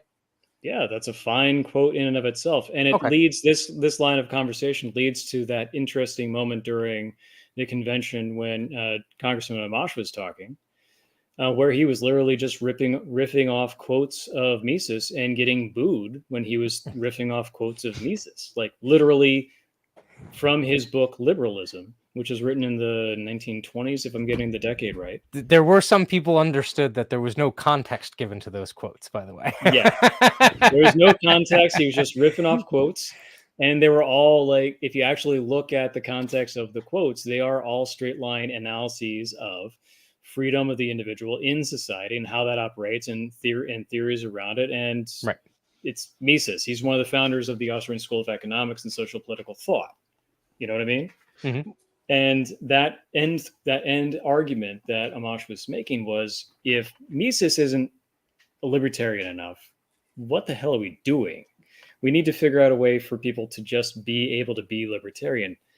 Now, when I bring up the point of Hoppe, when I bring up the point of the writings and work and actions of Rockwell, when I bring up the point of the writings and work and actions of Rothbard, all of which have done and made decent and good academic arguments for free societies, we also have to look at other things that they've done and whether promoting these people or making the movement and the party and the candidates vulnerable to attack. Because like we've said earlier in this conversation, the easiest and laziest thing in the world to do is to slander somebody. And if you're able to point to them supporting someone that has really disgusting opinions and written down bodies of work that are antithetical to the apparent position that the person holds. Like if I'm out there quoting, we need to come together as one humanity and do what we can to help each other. And I'm using Rothbard quotes to do that. And then someone brings up Rothbard's work to create the create this paleoconservative movement, which is reaching out to the nationalist right during the 70s and 80s. I mean, that's going to be a very big vulnerability I'm opening myself up to. And I've opened the rest of my party up to. I mean, we are not in some debate club. We are engaged in what amounts to a constant civil war in the United States, because every 2 years we overturn our government in the form of Congress. This is not something that's bloodless. This people come out with knives open, so you got to be aware of where the knives are coming from, and maybe don't make yourself as vulnerable as you possibly could. I'm not saying weaken your message. I'm saying understand what you're messaging and how you're going to be attacked for it. Do you have any thoughts on that, Nico? Yeah, sure. I can agree with all of that, right? Like everything you put out, it's up for perception, right? Like how will the wider audience perceive it? And when I believe, if you look at that tweet, that's a tweet that, talks about socialism, maybe some right wingers going, hell yeah, right? And some left wingers going, I'm a socialist. I don't like that one, right? But then I don't think most people know who Hans Hermann Hoppe is. Nope. Right? So maybe they look it up, and maybe there's some bad faith people who go, well, this guy's this, that, and the other. So I know that this group must be full of shit. Or maybe somebody will read the Liberty part and be inspired. I don't know, right? But what I can say is that like, if you quote Hans Hermann Hoppe is unknown, but if you quote Ibram X. Kendi, he is a little bit more known, and you are signaling if you quote someone like that, right? So it's all a game, right? Who do you quote and when is it appropriate? You can say this quote is inappropriate, and you might disagree. I don't know if we're turning off a lot of people on the left because of that Hans Hermann Hoppe quote, because I think they would have been turned off to start with. They're looking at it going, that's an anti-socialist quote. I don't like it, right? So maybe you turn on some people on the right to figure out who Hans Hermann Hoppe was. I don't want to go on the record. I defended Hoppe today. Like, the dude he was being criticized for having written a foreword in a book that was just, I'm not even going to put the name out there because it was just a shitty book. But he actually rescinded his permission to have his foreword put in there and released the article on LewRockwell.com. The article itself is a sham. It's like it's putting this sort of like delineation between people and having and only certain people can have whatevers, and you need to have like-minded people in communities and things like that. And I completely disagree with that article. But he tried to have his work not in a book, and the book went ahead and got published with his work in it. So it's like, we're all at the end of the day human. We all at the end of the day can make mistakes. We all at the end of the day can hold really shitty opinions. I'm pretty sure the chat doesn't like some of the opinions I have. And that's okay. Because I've gone through and I've attempted to attend Mises University. When I was in grad school, I listened to so many Mises blogs at the time because I was awake for 72 hours in a row just listening to information. And when you hear things that you're like, yeah, I really agree with this economic stuff, but I really hate the social political stuff. Okay, great. I'm not going to use the social political stuff and move away from it. And it's okay to do that. But maybe be more careful about who you're quoting sometimes, because you're making a lot of people vulnerable by how you quote them. I got to be honest. Exactly like the Ibram X. I can't even pronounce the dude's name. I'm sorry, Nikhil. Ibram X. Kendi. Yeah. Kendi. I thought it was Kendi. Yeah, Kendi. Yeah. I got to be honest with you, Dan. The thought process that candidates will be at risk, I think means we need stronger candidates.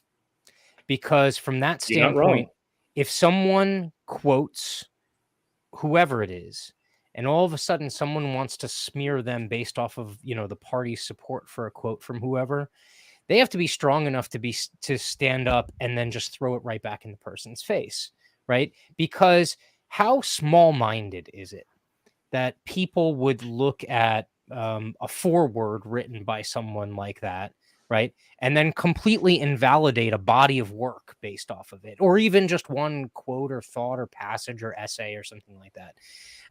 And that's kind of the culture war that we're fighting now, because there are these purity tests all over the place, and they happen on both the left and the right? There are these purity tests of, and God fucking libertarians wrote the book on purity tests, because we have purity tests on our purity tests, right?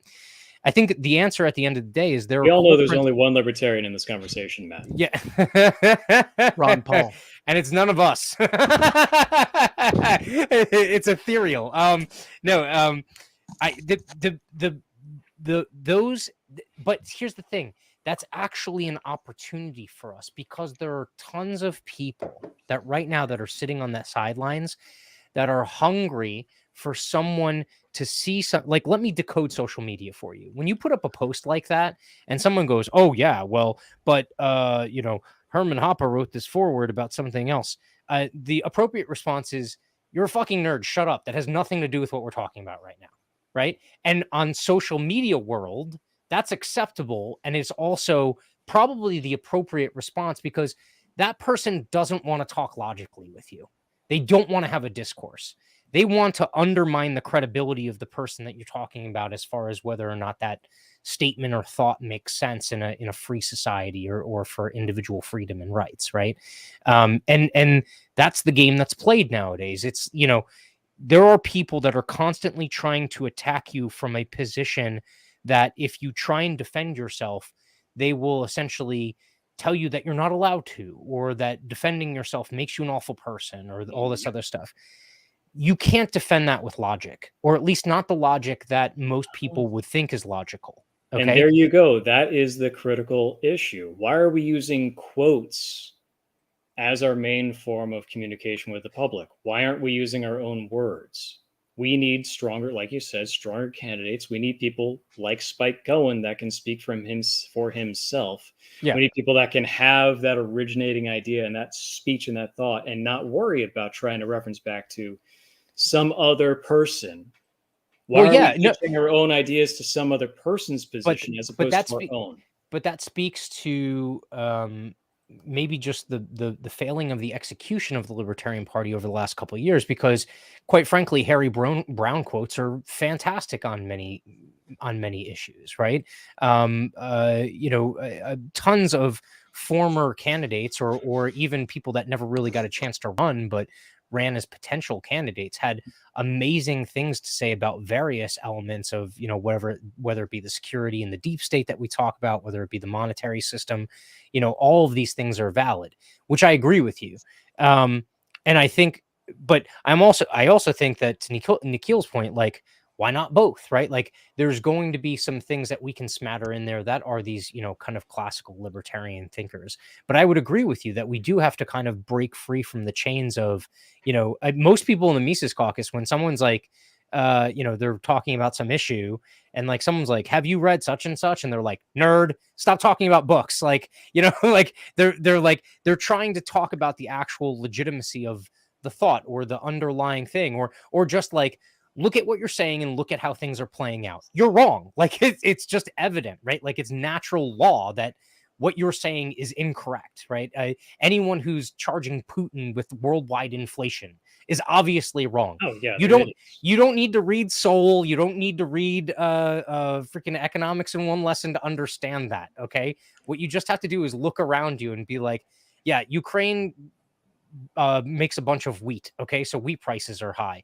Did they affect the price of your tomatoes? Right? Like, did they affect the price of your like other things that are out there? And for literally everyone on the planet, no. Right? Like, there's just evidential proof that you can use. But more to the point, when those things come up, when there's a quote or a post or something like that, I mean, I think the candidates really need to, and again, you're right, we're 2 weeks in, right? So like candidates that are just running this cycle, this is the first cycle that they'll have this leadership structure in place. How do they play off of it or use the resources, or what resources is developed, I hope the new leadership succeeds, but get that on record right there. It's honestly my role to make sure that, just like I was getting checked all those 6 years that I was in office at various levels, it's my role as a member of the party and a member of this movement to body check the leadership when I see them fucking up. Yeah.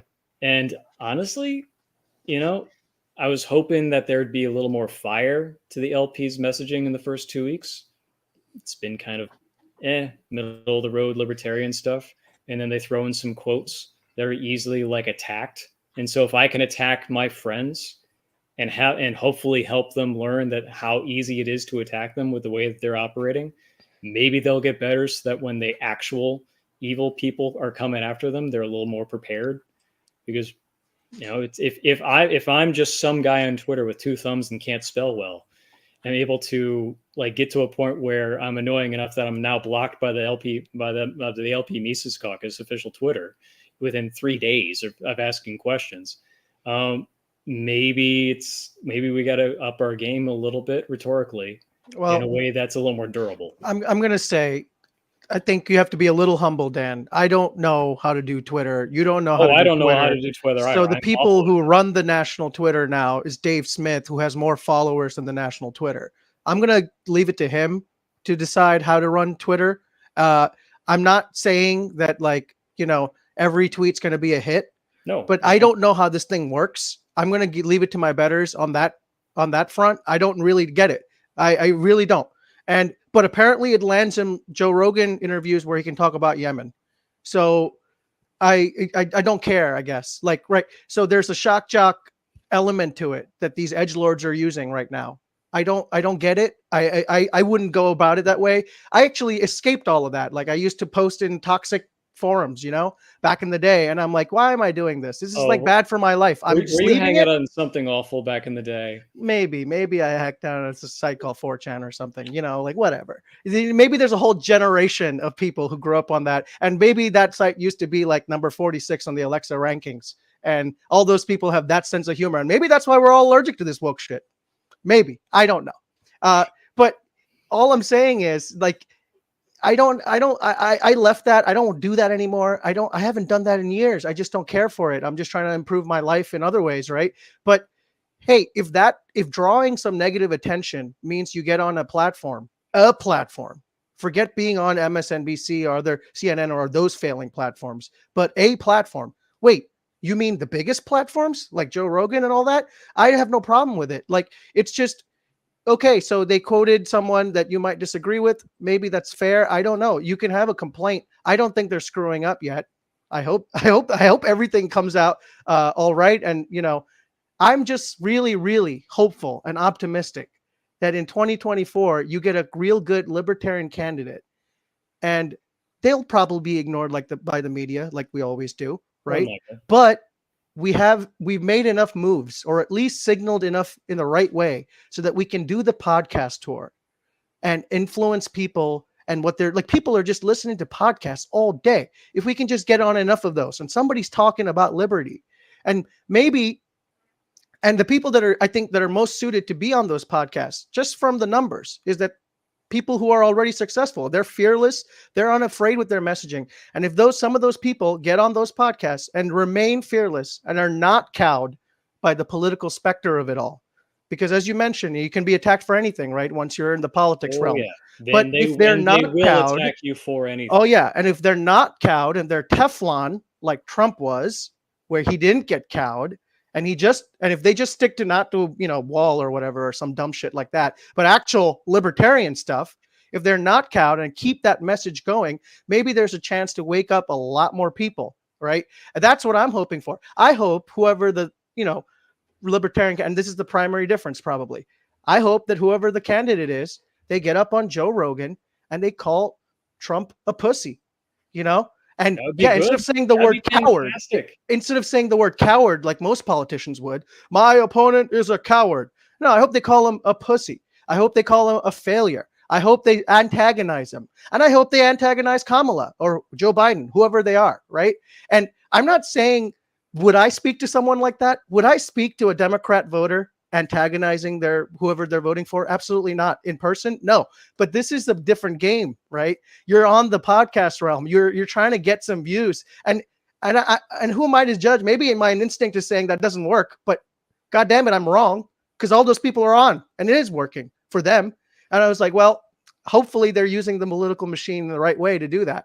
So I think that's the primary difference. We got this edgelord crowd that just want someone to go up there and say it like they mean it, and not worry too much about quoting Hans Hermann Hoppe and how that comes off.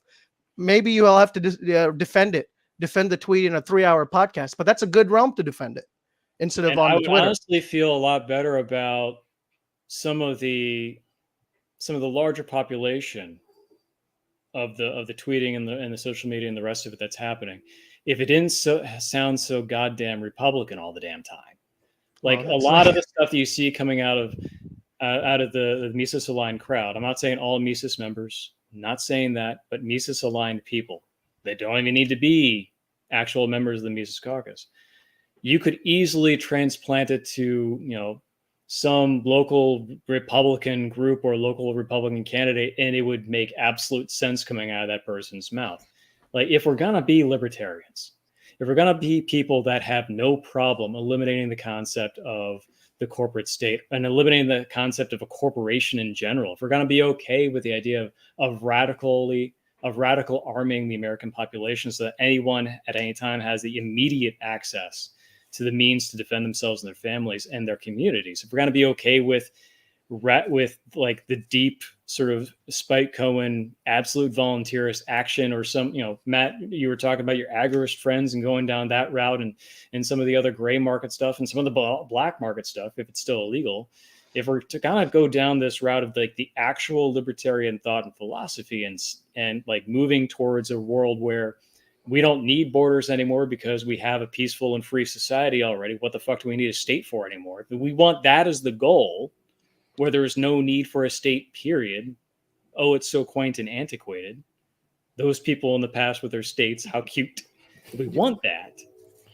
Should probably talk like libertarians and not just disaffected Republicans. I agree with you. I agree with you. I mean, but I would say that, like, you know, Michael Malice, right, has done a lot for this in terms of turning the message against cops. That's a very left message that a lot of Mises Caucus people employ.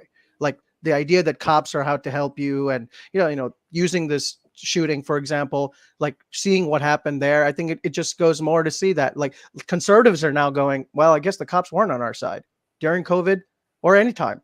So I don't think it's maybe the cultural buttons are right now. It's like seemingly all anti-left, but when there is an argument to be made, especially with the anti-cop stuff, I've seen lots of Mises Caucus people talking about that and taking the opportunity to do that. Like that's the whole point of this, right? And we're inviting this guy into the caucus to talk about it. Like we should defend our own communities and not rely on the cops. That's a very left message that we have. And a lot of the Mises crew, to your point, Nikhil, the way they message about the Second Amendment is a lot different than the way Republicans message about the Second Amendment. The other element of it, Mises Caucus is skews ANCAP, but includes a lot of anarchists, because anarchists are typically more radical than, say, like a minarchist libertarian or like a small government classical liberal libertarian, right? And the reason why is because there are certain things that anarchists will call for that are not Republican in their speaking points. You know, full on decriminalization of all substances, right? Like chemical substances. Just the radical move of saying that, you know, we shouldn't have any government schools. You want to have private schools, you want to have charter schools, homeschools, great, but government should not have any hand in educating our children, because the moment that they do, they begin to propagandize them, right? Those are not Republican talking points. Talk about propaganda. I moved to this country, and that was like the first thing, right? Like, I don't know. I got right in for that 3rd grade or 4th grade civics course where they go, how the bill becomes a law. Yeah. And I was like, hey, they didn't mention, wait a minute.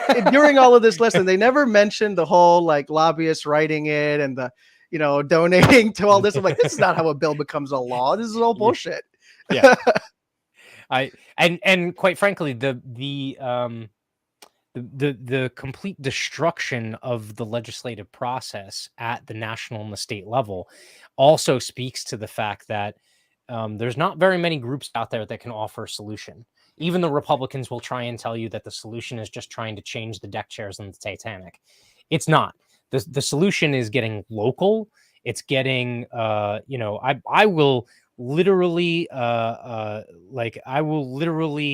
just go crazy and probably pull my clothes off and run around in the streets the day that there's a town that has like 3 or 4 council people that basically tells the feds in Trenton to fuck off.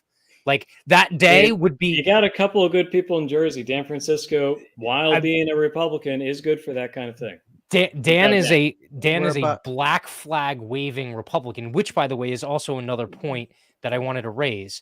There's a ton of people in both the Republican and the Democrat Party that lean libertarian in a lot of their thinking. And the only thing that attaches them to those two parties, a la Ian Smith or someone else, is they think that that's the only place to win, right? Like because of the money and the donor base. They're about to, I mean, and they have right? found out, like in their primary races, that they're going to lose, that these parties are rigged. They've learned about how rigged it is against them because of the establishment players. And like I said, they're not allowing the young people to the front of the fight. When the young people, the ones that are actually saying the things that a lot of people that are sitting on the sidelines that don't vote want to hear, right? But they're not just going to become libertarian because they read Rothbard or because they met one person and they're like, oh, I see eye to eye with you, I'm going to move over there. They still don't think it's a winning proposition to get to the front.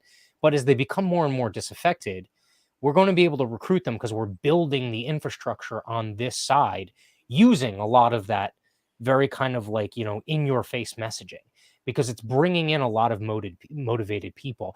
And I would actually say that the something that motivates me way more than the people that kind of like want to do the campaign and the politicking side is the number of activists that this energy has brought back to the party, or at least are hanging around the periphery of the party.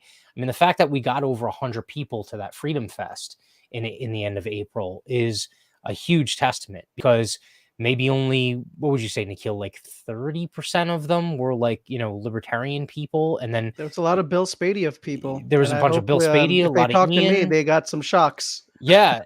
When they saw Maj, they went pale. They're like, "What, dude?" Maj, I don't know if you saw the video from that, Dan, but Maj literally was like sitting in front of everyone, and you're talking like there's like mama bears there that like want to reform their board of ed, and then we've had Maj, we had Maj, Larry Sharp, and a good friend of mine who was actually from the social justice left. Yeah. Out in Freehold a couple of years ago for a panel on justice reform, and it was Lions of Liberty podcast, Mhm. And it was an amazing day because all these people come in from very different points of view. Larry and Maj are closer, but and it's just, and I'm not going to. Reverend Charles Boyer was the friend of mine, and he does grid work for justice reform in the state of New Jersey. Yeah, the three of them were just like, yeah, we're completely different politically and philosophically. Yeah. At the end of the day, the way we treat people in prison is bullshit. Like, yeah, you can be held, if you serve your sentence in New Jersey, you can then be held on the day you're released, you can then be held indefinitely on a psychological hold evaluation. There was a guy that was held for 11 years after his sentence was served for no other reason than someone said he's not fit to be released. Yeah. Fuck you. Yeah. And you know what? There is that common bond across a very diverse political spectrum. And it is an opportunity for us, because if we can be the facilitators of those bonds on those things that libertarians cross on with a lot of people, regardless of their political persuasion, those purity tests that the absolutists on either side continue to have will continue to whittle down the people that then identify as, left and right, or Republican and Democrat. Yeah. And instead they'll begin. I mean, like it happens right now. Most people just vote on one or two issues.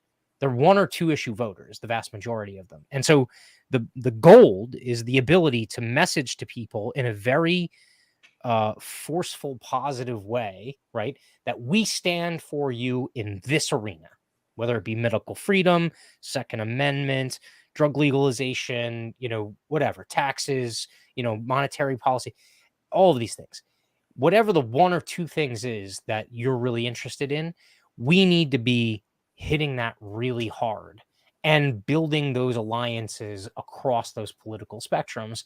And I think that we also, I'm using the royal we, like now I got fucking Spooner in my head saying there is no we, but the Libertarian Party, embrace the beard, Matt. Embrace. Yeah, the beard. It's never going to be as glorious as Rufo's, I'll tell you that much. But the Libertarian Party, I think the glimpse I got over the last kind of like year and a half as I was getting active was the Libertarian Party did fall a little bit into that kind of us and them mentality. Like, oh, well, they're a Republican, so we have to run someone against them.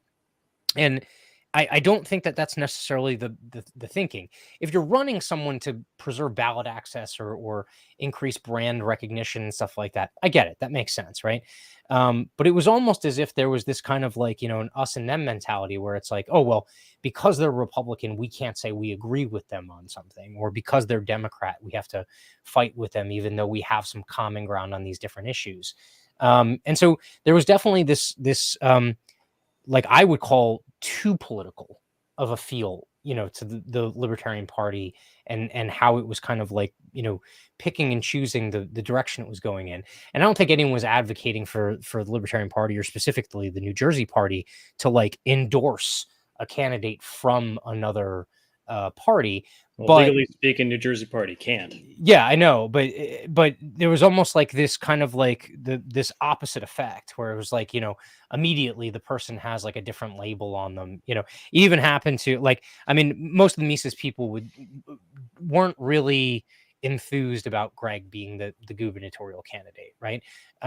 But most of the Mises people weren't involved leading up to that, right? So they didn't get a say in it. That was what the party chose, kind of leading up to that And I candidacy. campaigned for Greg too, and we all fought for him. We all helped him out, but that being said, like, I thought, given the hand that Greg was dealt, I thought he did an excellent job. He worked his ass off.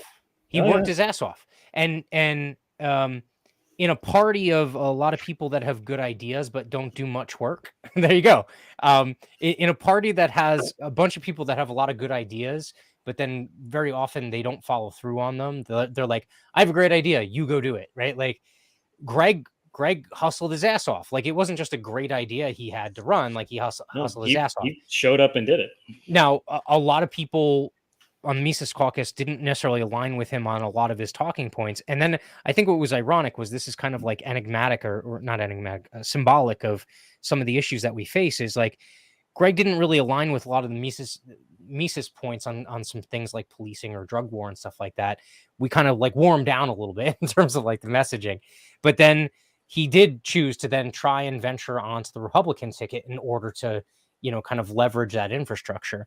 And it's funny because it's like the Mises people are like, oh, you're not like Mises enough for us. And then the people that were kind of more like I would call them left of center libertarians in the party then resented Greg because he went and now he's a dirty Republican, right? Like, well, I can actually speak to that. He decided that all these people during his entire gubernatorial campaign, and Greg, I'm sorry if I'm speaking out of school here. I love you, buddy. Yeah. He was getting, oh, if only you were a Republican, I could vote for you. If only you were a Republican, I could vote for you. So he said, all right, fine. Put your money where your mouth is. I'm going to run as a Republican. And when I say that he got screwed by the Republican Party, he got screwed by the Republican Party. Oh, of course he did. They very specifically refused to give him information about when things needed to happen and who things need. He got told 36 hours before the deadline that a certain number of signatures of county committee persons needed to be on a ballot to even be considered to be the person that would be even voted on. Yeah. And those 36 hours were the period where there was a blizzard coming through New Jersey. Like this was the dirtiest of dirty work that the Republican Party does and the two zombie parties do. And there's a reason that the goal has been to take one of these stupid fucking parties out at the knees. Like, we got to swing at someone's knees. Which party is it gonna be? So I can tell you right now, it's the Republicans. In this state, the Republicans are ripe to fall. Because they got one congressional guy left, and he's Chris Smith. He's voting like a. I was voting like a Democrat. Ballot access. I was at a ballot access petition, right, at Street Fair up in North Jersey, and I was speaking to some, Republicans, and they were not happy. I mean, Jack Serum, like that guy actually almost won, Jack, right? But they were not happy with him. I was like, I asked them straight up, like, what did you think about him? Oh, the hairdo. Got it. Yeah, him. Yeah. I was like, what did you think about him not mentioning COVID or mandates at all, really, in his campaign? They were like, it's a disgrace. Yeah. And he still almost won. It's like, that's how much, like, that's how there's a lot of opportunity there, right? And I hope we pull Ian Smith. From all that. And here's the thing: we're going to, as again, to Maj's speech, right? Like, we have to be careful about it. And as we build the infrastructure, you're going to then pull people that lose that out, that are like, oh, well, I can only win as a Republican or Democrat. Well, no. Now we have the infrastructure. You could win over here. You just have to make the commitment and actually have some balls to do it, right? And as critical as it is to think about the governing powers of the party and how our corporate structure is layered in the counties and the organization and the volunteers, as critical as it is to think of that as the infrastructure, the real infrastructure that's going to put the first couple of candidates over the top is money. And it's awful to think about, but the reality is we can do anything you want in social media. We can get on all the podcasts you like. That's very diffuse and self-selecting media. If you want to convince the 8%, I think you need to convince in order to swing an election, you need exposure to the general population. For that, you need the broadcast and the general distribution media. And for that, a congressional candidate needs to raise at least $58,000. And I'm not pulling that number out of a hat. That's what journalists have said. We will not cover anyone for Congress that does not have $58,000 raised. Like, period. Sure. Yeah.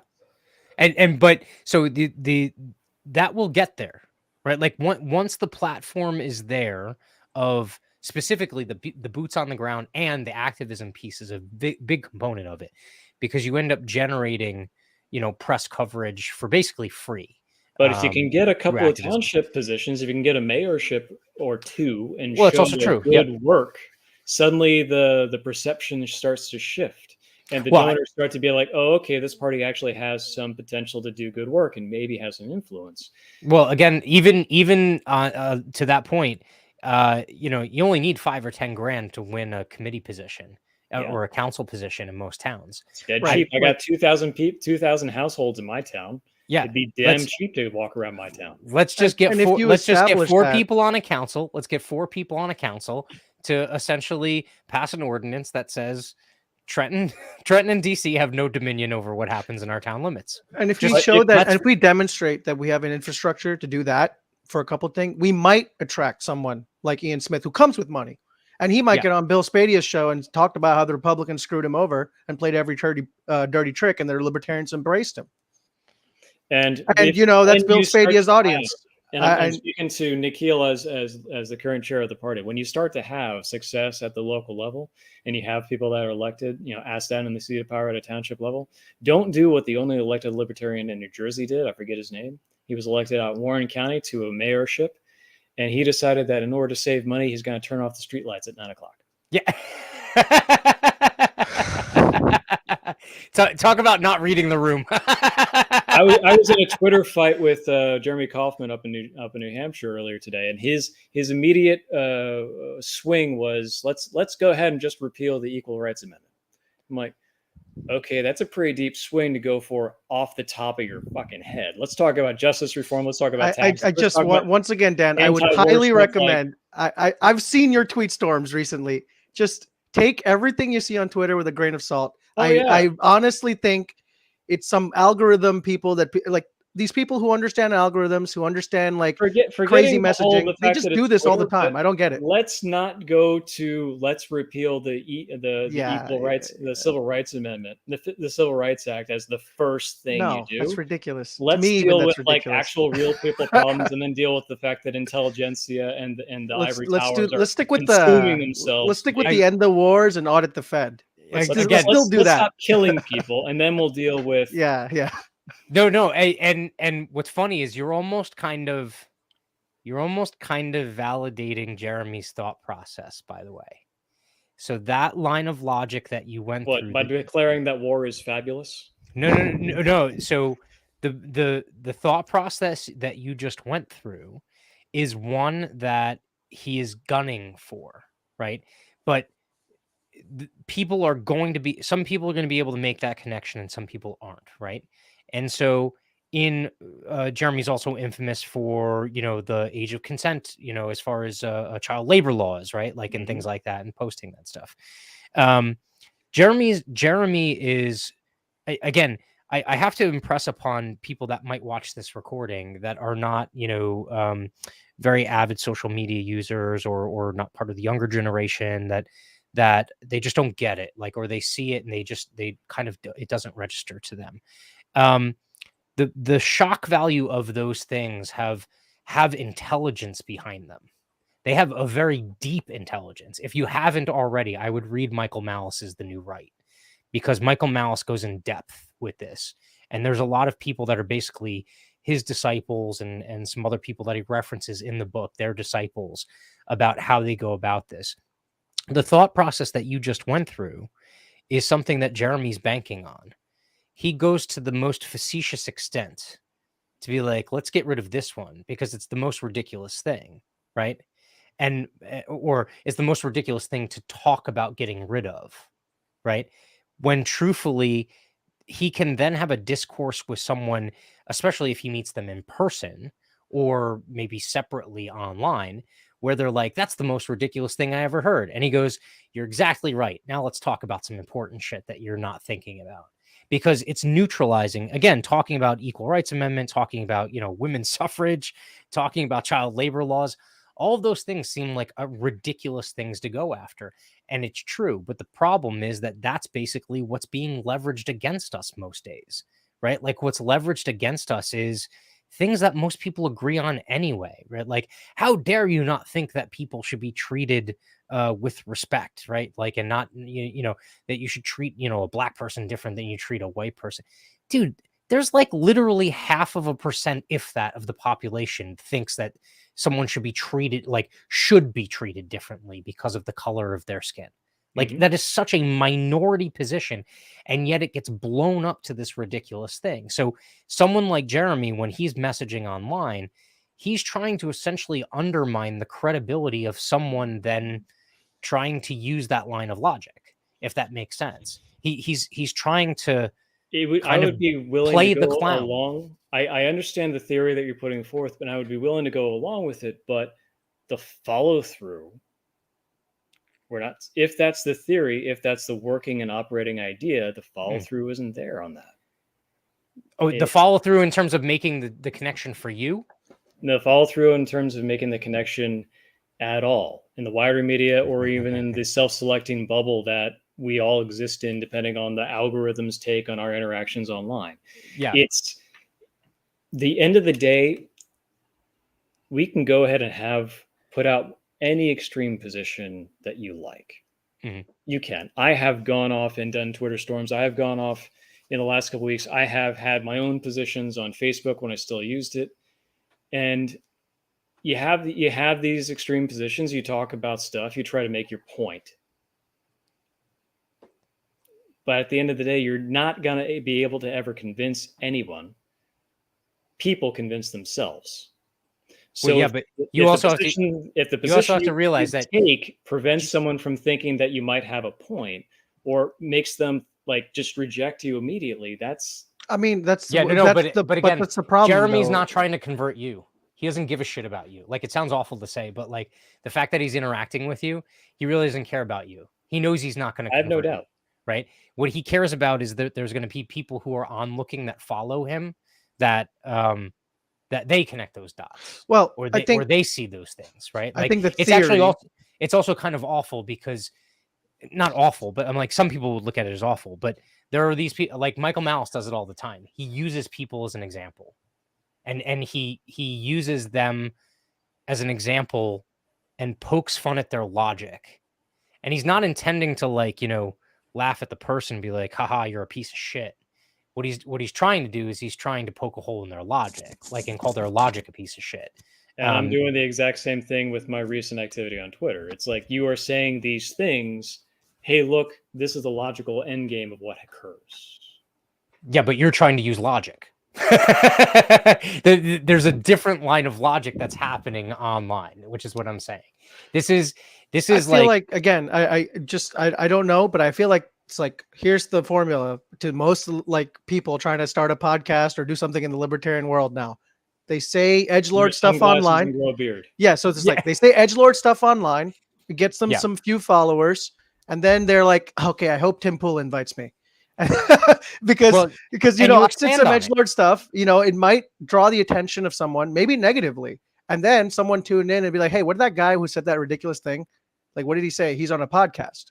And then on a 3-hour platform like this, they can explain, okay, this is where I logically came from.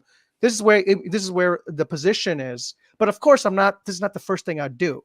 Like, let's talk about this other stuff, right? Yeah. I think if you give people the benefit of the doubt, that's what they're trying to do. And every single one of these people who I considered someone that tweets very aggressively that I've met in person have pretty much told me that's what they're trying to do. And I'm like, okay, once again, I'm going to act on good faith and go, I hope you are. And then I also see that they are doing that. Like, when they do get the attention, they are doing that. Are they following through on the other half where they go, okay, now I'm talking about some real stuff. So that's hopefully what's happening all the time. I mean, I'm paying attention to it. If I just thought it was all edgelord tweeting, it would be very discouraging. But I did meet these people in person, and I'm like, okay, well, I get it. I guess I mean, I don't get it, but I see what you're trying to do, at least. Okay. But that's my point. Like I that's what I think is being lost on a lot of the older libertarians. They're going, oh, I see these edgelord tweeting. He can't possibly look at all the people he's turning off. I'm like, well, they might tune into a podcast where he might get bashed, and then they find out they actually like this guy or something. I love that. I love that Nikhil went to his Wilford Brimley voice. Something I said earlier. Which one? No, I was saying I love that Nikhil went to like his Wilford Brimley voice for that one. What's a Wilford Brimley? Oh, I don't. I have no idea what voices I'm doing. Pepperidge Farms remembers, you know. I'm I'm in the recent generation, Matt. Sorry, I cut you off. To bring it back to something I said earlier, remember how I was talking about, say what you want to say, but understand how you're making yourself and others vulnerable. If someone, let's take a Nationals tweet about Hoppe today and all the clapback that they were getting on their Twitter account today. Mm-hmm. All right, the tweet itself, the actual quote, very libertarian in and of its nature. It was Hoppe who has some really shitty positions. I mean, like, are you sure you're not literally a National Socialist? Like, really, dude? Like, you're writing in a certain way, and it's like he's got some shitty positions. The follow through that you're talking about, and you're positing that people like Kaufman might be using, wasn't there. It'd be the easiest thing in the world to say, oh yeah, that article he wrote, we completely disavow and think is wrong. Easiest thing in the world. No one's doing it. Easiest thing in the world. I know this is a controversial word. You could inoculate yourself against something very easily and still maintain that edgelord attention grabbing thing. I don't think you can anymore, unfortunately. I feel like if I started disavowing, but like I disavow with Ron Paul's racist letters. No, not disavowing. Say, no, this idea that he had over here was shit, but this idea was pretty good. Sure. I mean, I'm sure we can get into all of that, right? But I think like if you went on Twitter, administration did it all the time with quotes of the Church of Satan and a couple other organizations. Like they were tweeting out quotes of the Church of Satan during the high holy days, for God's sake. Like, yeah. Right. So I don't think that that the venue for that is Twitter or social media, where you quote unquote disavow. If it's just to elaborate your positions, I think the podcast platform is where they're trying to get that attention. You grab people on for longer. You grab intellectually curious people who don't have bad faith. I'm like, all right, what does this guy have to say? Is he really a nut job? And then they go, okay, well, I listen to him. On Twitter, however, with people's attention spans as it is, I don't think that's where you disavow. I would never disavow Ron Paul on Twitter for his racist newsletters. It's just like, why would I do that? I don't understand. I'm just going to say this was a great man. Look what he said here. Look at this Giuliani debate. That's all I would do on Twitter. And again, I don't think that's what our role is. I think that's the main cultural shift in the Meacock people, is that they're not here interested in disavowing. They want to be taken as, yeah, I'm coming in, take it on good faith that I'm not a piece of shit racist, right? At least to the libertarians, the other people, at least to other libertarians, right? Within the party, the other people outside the party, Democrat, Republican, they're always going to make bad faith attacks. We're going to have to deal with that, whether you tone down your messaging or tone up your messaging, because that's what they're going to always ask you. Do you, as a libertarian, do you support, repealing the Civil Rights Act? Do you think if Jo Jorgensen made it to that stage where she was popular enough to get to some level, don't you think that's the first question they would ask? Of course, they're always going to do that to us. That we need to be prepared for. But within the party and within a growing cultural sector that's starting to hate all this policing of speech and this word, I have to disavow. I got to do this. I need to disavow that. It's like, I think they're just not interested. That's the main cultural difference. It's like, I'm not going to disavow Russell Peters because I watched him a lot as a kid and he made explicitly racist jokes all the time. It's like, I don't care. Like, you could call that racist joke bigoted and racist. I'm like, but I laughed. Okay. I don't need to disavow. I don't have to sit here and pretend that like, oh yeah, I really believe this things about British people he was saying, or African people, or whatever he was saying. I laughed. We moved on. That's it. I mean, if someone comes up to me and says, you need to disavow all your past laughs, I'd be like, oh, go screw yourself. You know? This is a perfect example of what we've been talking about. I'm just scrolling through kind of the responses here. Oh, the Okay. doll thing? Yeah, no. I'm just going through the responses of the Hans Hermann Hoppe quote. Okay, right. And it elicited the response that I would assume whoever crafted this was looking for. Okay, essentially, it equates the two pieces of socialism and a state, right? And that aggressive violence is the nature of any state, and so therefore, it's kind of undermining the idea that socialism is this utopia where there's no state violence or anything like that, and everyone lives in a hippie commune, right? Which is technically voluntarism or mutualism. It's not socialism, right? Mm-hmm. But so the responses from a lot of the people in this thread immediately point to, Hoppe's positions on whether he was homophobic or if he was exclusionary of certain groups and things like that. And essentially what this quote is trying to do is show that there are a lot of these people that cannot separate one thought from the person, right? And it's funny because there's actually a lot of people in here that are also kind of like suffering the same slings and arrows or the same kind of missteps of what I would call authoritarian left thinking, where it's like to them the label and the person are like blended, right? Like they think the person is the label and the label is the person, right? And so if you deem Hoppe as, homophobic, well, then you're basically quoting a homophobe, right? If you deem him as a eugenicist or whatever they want to call him, or an exclusionary whatever, you're quoting that awful person, which a lot of people in these comments, and again, this is also very important. Jeremy does this. Michael Malice does this much better.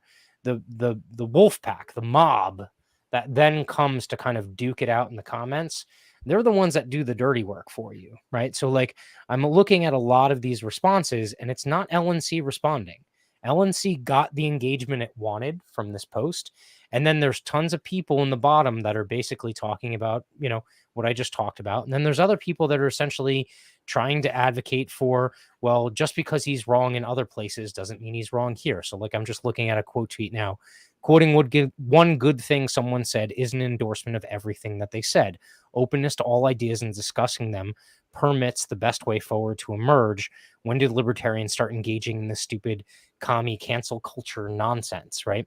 And so that wasn't in response to the quote. That was in response to someone else who was basically trying to undermine, the past workings of Hoppe. Okay, Right. And that mosh pit, there's actually some clarity that comes out of it. Believe it or not. Go ahead, Nikhil. And I'm just asking that anybody who's skeptic of this Mises takeover of all these young people using edgy language online, and you probably met some of them and you probably didn't think they were that edgy, but online they're very edgy, right? Anybody who's very skeptical of all of that, just extend like some good faith that they're not just like the worst people imaginable, right? And also it's the same thing that I'm telling to the Mises Caucus members. Just because you identify someone as being in the opposition half of the party, don't assume that they're the worst person ever, right? It's like it's the same message to both sets of people. It's like, okay, so you're someone that's you've run the party for so long, you're seeing this new group, you're unsure, and you're hearing these things, but like you don't have to assume that they're all like horrible people. And the same thing goes to the Mises Caucus folks too. It's like you don't have to assume they're all horrible. And if it devolves to that tribal, and really remember, we're trying to go attack. The whole point is that we turn all this tactic towards actual dangerous people, the actual monsters out there, right? So like Dan, who I have a great relationship, I call him all the time. I see him on Twitter. I disagree. I'm not sitting here trashing Dan on Twitter. I don't need to do that. Like I'm here trying to trash the governor, Phil Murphy, on Twitter. That's like that my point, right? Like I think that's what's like sometimes being missed here. Like, extend the olive branch that you're expecting from the other people as well. Like you're expecting them to not treat you like you're a bigot. Don't expect them like, you treat them like whatever you think they are, like, left libertarian and soft or whatever, And to that point of like my recent Twitter flurries. Like, I literally put a defense of Hoppe in there today because he's like, I don't want my work. He didn't want his work associated with this book. Let's put that in perspective about how bad that book was, that he didn't want his work with that book. Exactly. Let's put some perspective in there. And the piece that he wrote that was going to be in the book was about how if you are a sexually atypical and not in reliance with the family, blah blah blah blah blah blah, you should be able to be physically removed from whatever. Like, that was the piece. Like, that's the piece we were talking about. All right. When I'm talking about troubling positions he has troubling positions. But all of this Twitter storm that I started with after the convention, and the reason that I called up National and said, hey, after 21 years, please take my name off the membership rolls, was the first thing that this group that had power came in and did was they removed the plank on abortion, which was basically, hey, and then what, all our candidates can basically have their own position on abortion. Cool. Like, that was the abortion blank that was removed. And the second thing that was done was removing the condemnation of bigotry. So you have all this power in your hands. And yes, they eventually got around to like adjusting some language on property rights and a couple of other things. But in the strategy guide that was used, they said we need to remove the abortion plank and the condemnation of bigotry to make the rest of the liberty movement feel more comfortable without describing who it was. And the answers I was getting, and I wasn't getting answers for a couple of days. Nikhil, I think you were the first person to actually give me an answer from the perspective of the Mises Caucus, was that, oh, people were being attacked in social media for being using the word bigot. Okay, that's fine, great. It's in line with the strategy that Mises Caucus is using of using social media to engage in the podcast world, to broaden the expanse of people that know about these ideas. Cool. Do we have any evidence that this is going to actually work and convert voters? Right. We don't know yet. We don't know yet. And there was a big swing to start with. And thank God Spike Cohen stepped in at the last minute so we have something to replace that language with. Right. But I want to stress something here. It's not just Spike getting all the credit, and he deserves it, right, to come up with that compromise. It was because of Mises Caucus members saying exactly what you're talking about. I mean, I personally looked at that and I went, okay, we don't really need to remove that. And it's all kind of inside baseball stuff. That whole bigotry is repugnant thing. The reason I feel like they wanted that removed is because New Hampshire's chair kind of like forced that upon their membership. And it's like kind of an inside baseball libertarian party thing. No, most people don't understand when people make memes about bigotry is repugnant and all that stuff. They don't know what the hell we're talking about. Like that meme, right? Not outside of the party. They don't that's why understand personally, when I saw that plank was up for debate, and whatever is on the strategy document, it's on the strategy document. I didn't show up to every strategy meeting to argue all this. But once I got there, I was like, we don't have to play so much inside baseball. We can leave that up there. But then, like, it was Mises people going, we should probably come up with something. This should be a signal just for the inside libertarians. Like, oh, look at that, we took over. It should be a signal that, that also makes sense on the grander political stream, which is why that measure right there. Which is why that measure was forced by Mises Caucus. And when Spike offered an alternative, it was immediately embraced. That got a huge vote from most of them. The entire caucus voted for that. Yeah, the final language was overwhelmingly approved. Right. So it wasn't something that was like, the compromise is something begrudgingly approved. There was debated in the Mises Caucus channels, and then it was approved precisely for the reason you're talking about, Dan.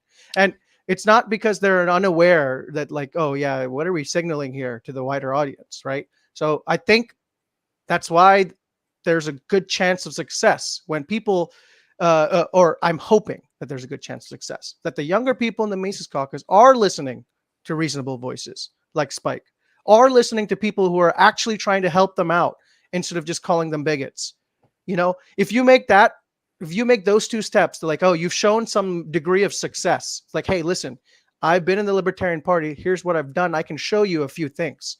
I don't think any Mises Caucus member is going, okay, get out of my way. You're an old man. And if you also showed some degree of like, oh, I'm not going to instantly attack you. like you have done in Dan. Like you didn't attack us, any of us in the Mises Caucus in New Jersey. You looked at us and said, "Are you guys going to go to work?" And we did, right? So that's the level of mutual respect we're looking for. And unfortunately, the Nick Sarwarks and other people of the world are just not that charitable. And I hate to say that. And it's like, that's why there was an aggressive strategy to make them go. But I honestly, once again, I would read Angela's Facebook post today. She has no intention of firing people or like replacing everything or removing all the initiatives. She's reevaluating because she's dealt with a budget that wasn't that great. She's got to figure out, she's the chair. She's got to do some things, right? Yeah, the donor class got spooked in a hard way. The donor class got spooked in a hard way. And who is doing the spooking? And who is doing the spooking? Is it the people that are going, well, there's a bunch of racists taking over? So like, I wonder, like, what is that about? You know, and is it really that all of these people believe we're all a bunch of racists? I don't think so. They know, I think in their heart, they know so. Like, again, I haven't seen more diverse group of people other than the Mises Caucus in the Libertarian Party. But again, Brian nails it. Brian nails it. The use of the word bigotry is not the way it was defined back when the plank originally was in the platform back in the 70s. Okay, it was reintroduced in 2008, and actually Karen and Harlos went through and kind of did like a history of it, and it reappears in 2008. But after it reappears in 2008, we go through this process of redefining the word, right? Or at least as a collective, as dictated by some people that have something to gain from it, right? And before you go down that road, I do want to make this point about the English language. Mm-hmm. We don't have hard definitions in English. We have a descriptive system. There's no authority on English. I understand that, but if you go to the average person on the street right now, right? Yeah, they'll see a bigot as a racist and a cunt. Yeah, well, but the way that they use it isn't that way. The way that they use bigotry is when you, so like, and this is a perfect example, and this like goes hand in hand with the change to the platform planks. If you notice that removing irrational and repugnant and putting in the replacement wording, while most people would agree that you have freedom to be bigoted if you want to, even though you're a piece of shit most times when you do it, okay? There wasn't an addition to it that said bigotry is good, right? Like, you're okay to be bigoted, right? Like, there was no platform like that. And so from that, like, you know, if you're not anti-racist, you're a racist kind of thought process, right? I think a lot of people fell into that trap of being like, if we remove irrational and repugnant, now all of a sudden we think it's not irrational and repugnant. That's wrong. That's the complete mental trap that people want you to fall into, especially on that authoritarian left kind of woke, you know, push, right? The same thing with the abortion plank. The Libertarian Party is not a pro-life party right now, right? It just identified, and this is also a failing of the process, right? The token process of let's get rid of platform planks before we hear the platform committee's report on it and actually change some of them is the most ridiculous thing I've ever seen. Also, we never get to platform it. It's like, yeah, and you never really get there, right? But so the whole agenda fight on Friday that took, what was it, 6 hours?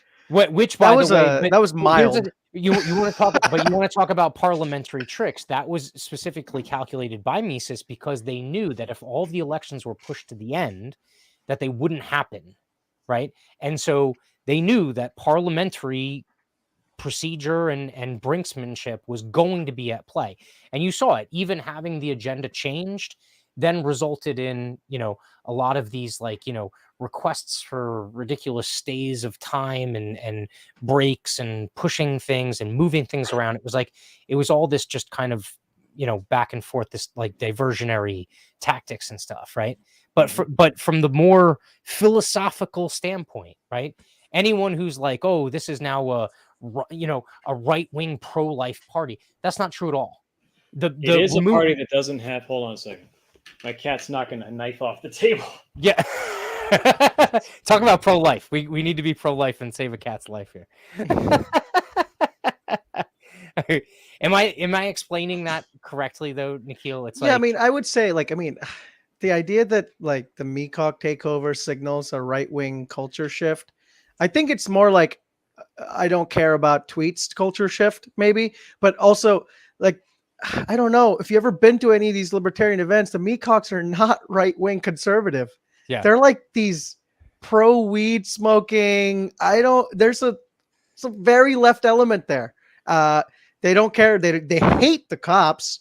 They like smoking weed. I just don't think that this is that type of argument applies here. But but anyway, I mean, I think another thing is just what was I going to say? I lost my train of thought. Go ahead. Well, Dan got cut off by trying to save the kitty. So, so at the end of one point I want to make with this whole conversation, we've talked about like the strategy of using social media and the shock value and sort of like the anchor point negotiation theory. Yeah. If you say something so extreme and then you walk it back and all the rest. We haven't seen in any election so far the ability for the self-selected bubble of social media and podcast system, because some ways the podcast system is a little bit new, and the depth of exposure in the current generation is a little bit new. Like it's a new way of consuming media and getting ideas across. There is zero evidence that it's going to convert to votes. Sure. And it's going to be very interesting to see if it works. I have to say I disagree. Like, now, I think it's fine to disagree. AOC and MTG have already proved that it works. Well, right? They did the social media inflammatory in... things, and then they go on, either AOC, she like talks on her Instagram or something, or MTG, she goes on right wing podcast tour, and then she won. Just watch out, because that's not natural. That's not foolproof though, because they also. No, I'm not saying it's foolproof. Let's talk about those races, because AOC won because her competitor was awful, and she worked her ass off to beat an awful competitor in a primary. And MTG, she won because the Democrat decided, I'm not going to really compete, and the Democratic Party worked to keep the Libertarian candidate off the ballot in that race. You might be right. You might be right that they just picked easy races to win, right? Like maybe it's true. They really did, and it's going to be AOC probably is going to have more staying power than MTG, because MTG is a fucking shit show on wheels. But AOC, it's unsure, it's unproven to see if this is actually going to. If we're going, you need penetration to the entire population to get that 3 to 8% you need to swing an election in your favor. You need that penetration. Can we get the penetration for the podcast strategy? Maybe, hopefully. I really want good people that in office, and I hope it works. So here's my thought on that. You're right. It's not proven that you can win an election strictly through social media and podcasts. And right? We should be experimenting. We should be trying things. Yeah. But right now, our party has put our entire strategy on that idea. Well, they've put that entire strategy on that idea, but I don't think they're necessarily putting all their eggs in one basket like you might think. So Steve Forrest actually just put up, it's about the message, and basically it's not specifically about the votes, right? Now, that being said, a political party exists to get people elected. I agree with that, right? Like a political party is supposed to work within the political machine, right? It's not an activist organization, though a lot of political parties work very closely with activist organizations to recruit and, do certain things back and forth, right? What the podcast and what I wouldn't just call it podcast, it's essentially the new media, right? That's coming up right now. That is essentially eating old media's lunch, okay? It's giving exposure to the message, and I would say that even if it doesn't directly result in like this gigantic explosion of won elections, if it results in a large increase of just bodies, both in terms of the political party side as well as the activism side, it's a means to an end, right? Not to mention the fact that there have been several campaigns that have been successfully crowdsourced, as opposed to having, a handful of deep pockets, having a lot of people giving small amounts, right? Ron Paul 2008 was one of the first examples of that. Hands down, right? And so, yeah, it's an experiment, right? The one thing I would also say is to anyone that feels like they're disenfranchised or something like that, this ain't personal. Like, some people might make it personal, or you might feel like it's personal, or maybe there's an issue that's very deeply held by you and you feel like, you're not spoken for or something like that. The overall shift here, I really got to tell you, has less to do with actual libertarian philosophy and more to do with how do you then translate libertarian philosophy to the mainstream. Because we can sit in a cave all day long and fight about, what true libertarianism is and everything like that, but that doesn't result in anything positive. All it results is more infighting and hurt feelings and no growth whatsoever, right? I think what you're seeing right now, and this is part of the reason why the Meatcocks do identify that the long-standing members of the party are still of very high value, is because we're not really focused on trying to contort the party in one direction in terms of one thinker or one type of campaign to run, but we're definitely trying to bring the marketing aspect of it into a new age, right? And that might end up taking a backseat to then someone else from a different caucus or a different viewpoint, then kind of like guiding the political candidates that we end up running in the future. Who knows, right? Who knows what this results in? But if anyone who takes it like personal, like this, there have been some personal attacks between people because of the feelings that get involved and things like that. But the group itself is not a monolith, right? Like, it's not And no groups are, especially yeah, not in right? an individualist movement. Yes, right. And so a perfect example is the platform plank. It did not get removed unanimously by the Meatcocks. There was division even within the caucus as to how they were going to vote. And there were also several people outside of the Mises caucus that voted in favor of removing it. And again, I would argue that that's a function of a really broken system, not so much, but again, also do not assume that this is just now a pro-life party because there's no abortion plank. It Right? is a party that's willing to have no position on one of the more important issues of the day, which is concerning in its own right. Why is it important? Because it is literally how government interacts with the beginnings of life. That's pretty important. I would think that's a little esoteric for most people. Could be. I would say most people, even though abortion gets them riled up, people vote with their job and people vote with their family and their health. Those are the three things that are pretty much the primary things. And you again, are dead on balls accurate for the broad majority of the electorate, and that's fantastic. Yeah. And that's exactly the right thinking. But then you have to deal with the fringe that actually decides the elections.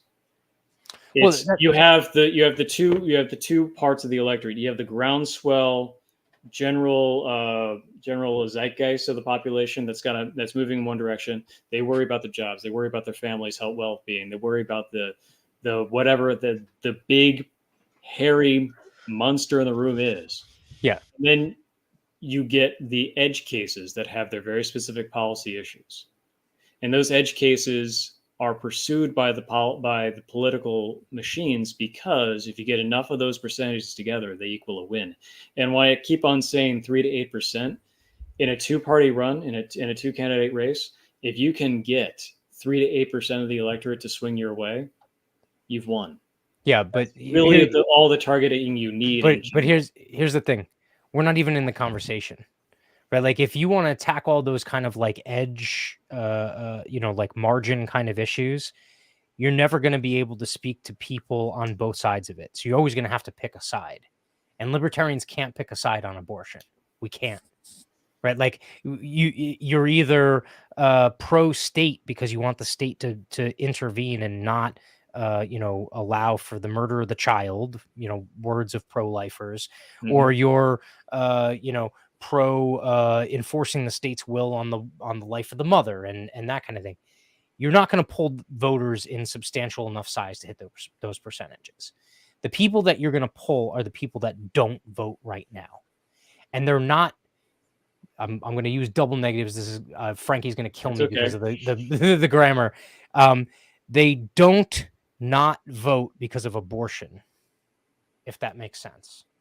Like abortion is not what's keeping them on the sidelines, right? There's other issues that are keeping them on the sidelines that either they are unaware of are a problem and that they could actually, there's solutions to it, or that they're aware of there's a problem and just no one speaks to the answer.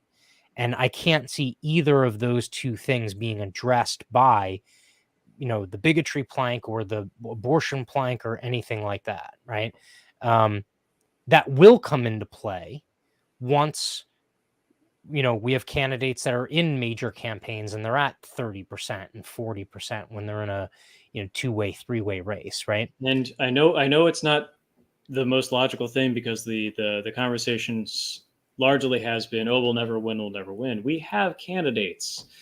Ricky has a good shot about doing it this year. Douglas Rainwater got up there with his percentages in the last round, and we've had victories that are in that range on the local level as well. We have had the old regime was able to get an elected state assemblyman out in Wyoming. Like these things happen. We were already on the cusp of things. I hope this new media strategy that Mises Caucus is trying to do, will result in better results for our candidates. Well, just look at Ricky Dale Harrington. Okay, Ricky Dale Harrington had a couple of spots on libertarian platforms. Mm-hmm.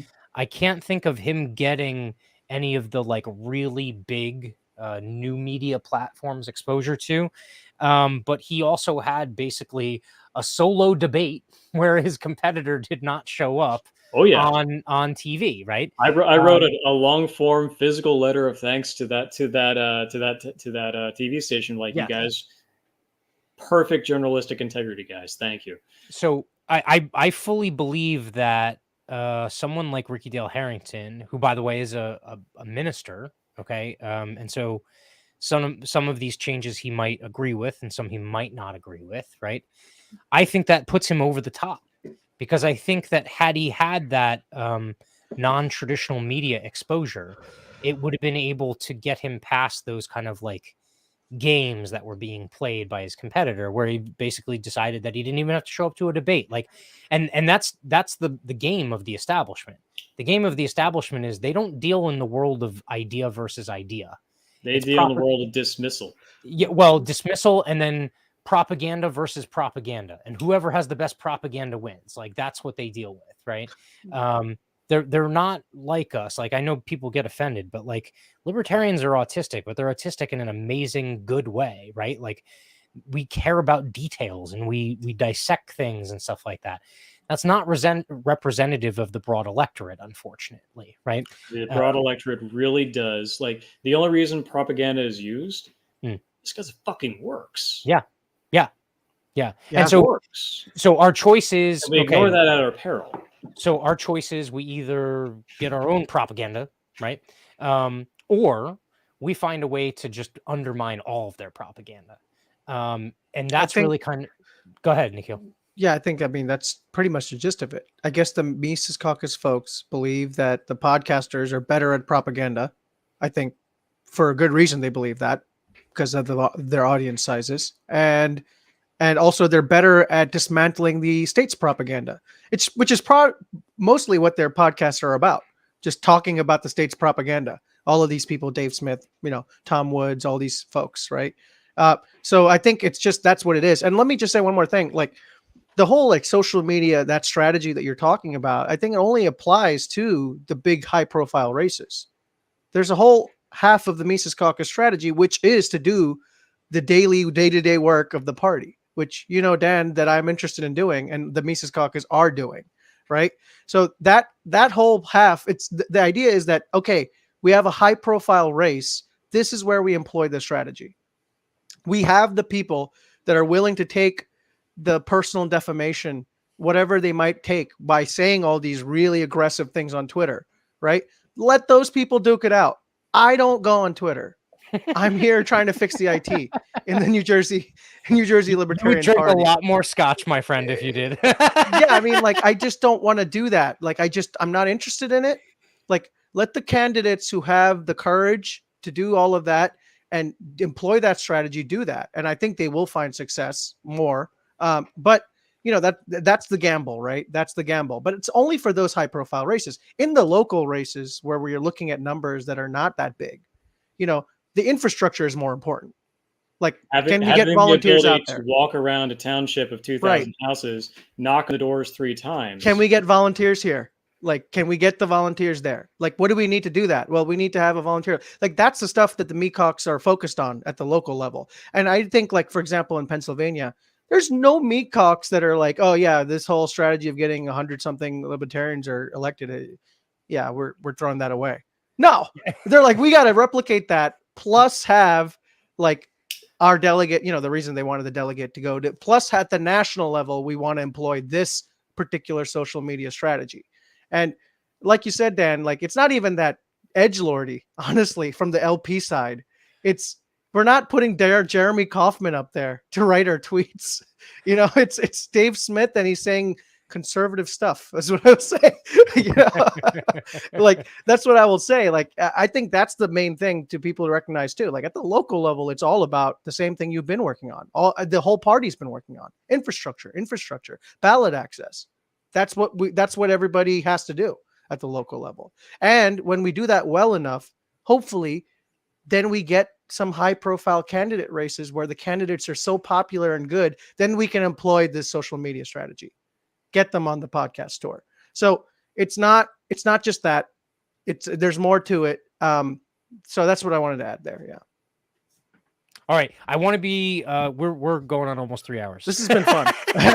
I'm drinking scotch. I'm just talking shit. It's good. No, this is awesome. I want to give you guys last licks. So anything else that you wanted to clear the air on or something like that, last comments.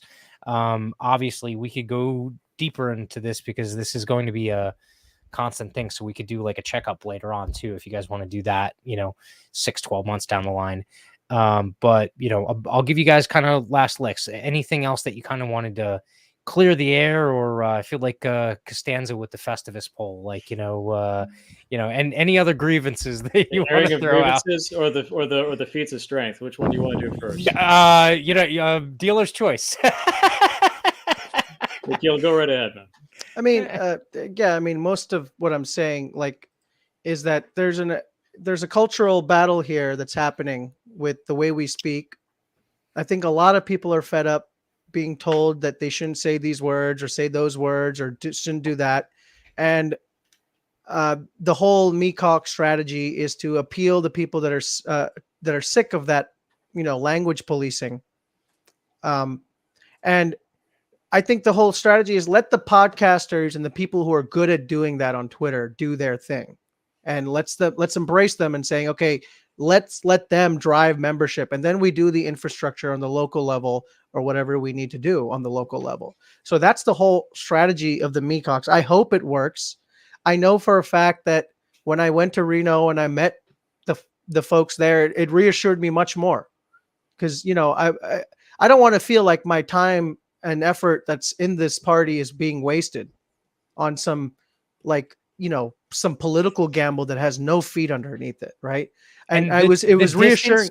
The distance of COVID, and we saw it happen right here in New Jersey, turn people that otherwise would have been cordial with each other and had good positive discourse into bitter enemies, right? And so I think that also played into it. So to your point, Nikhil, like meeting these people face to face, some of the people you might have been questioning of, or some of the people you were just like, you needed some reassurance, that's a good point. Well, it's like not even meeting people outside the Mises caucus, but within the Mises caucus. I'm like, how do I know that these guys are really serious, right? Like, so I'm doing this stuff here locally, I'm spending energy here, but how do I know? But it reassured me actually to meet some of the people at the national level, because it showed me that they are serious professionals. Angela McArdle is like a workhorse. This lady's obsessed that she writes like 100-page proposals on how to plan things and like do things like 3 months from now. And I see that as a positive thing. And she has a background in professional, she's a paralegal and all that. So I saw serious people from well-qualified positions trying to actually embark on a crazy strategy. And I'm like, okay, well, that's good. At least we're at the national level, we're doing this crazy strategy. But, at the local level, what I want to see is more Mecox and everybody, fix the infrastructure and move the party along. But to do that, you have to reach out to the people that were here before. We have something to learn. We have something to learn from every group. Talk about the woke culture. They captured the culture. How did they do that? Like, how do they do that? And that's part of it. Speaking about how they captured the culture. Well, aggressive messaging, wasn't it?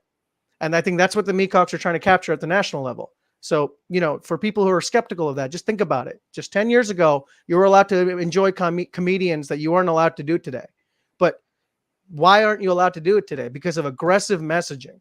And it apparently, isn't it kind of sad to see that, that baser nature of like aggressive strategy seemingly works on people. And it cows them enough to not say anything. Right.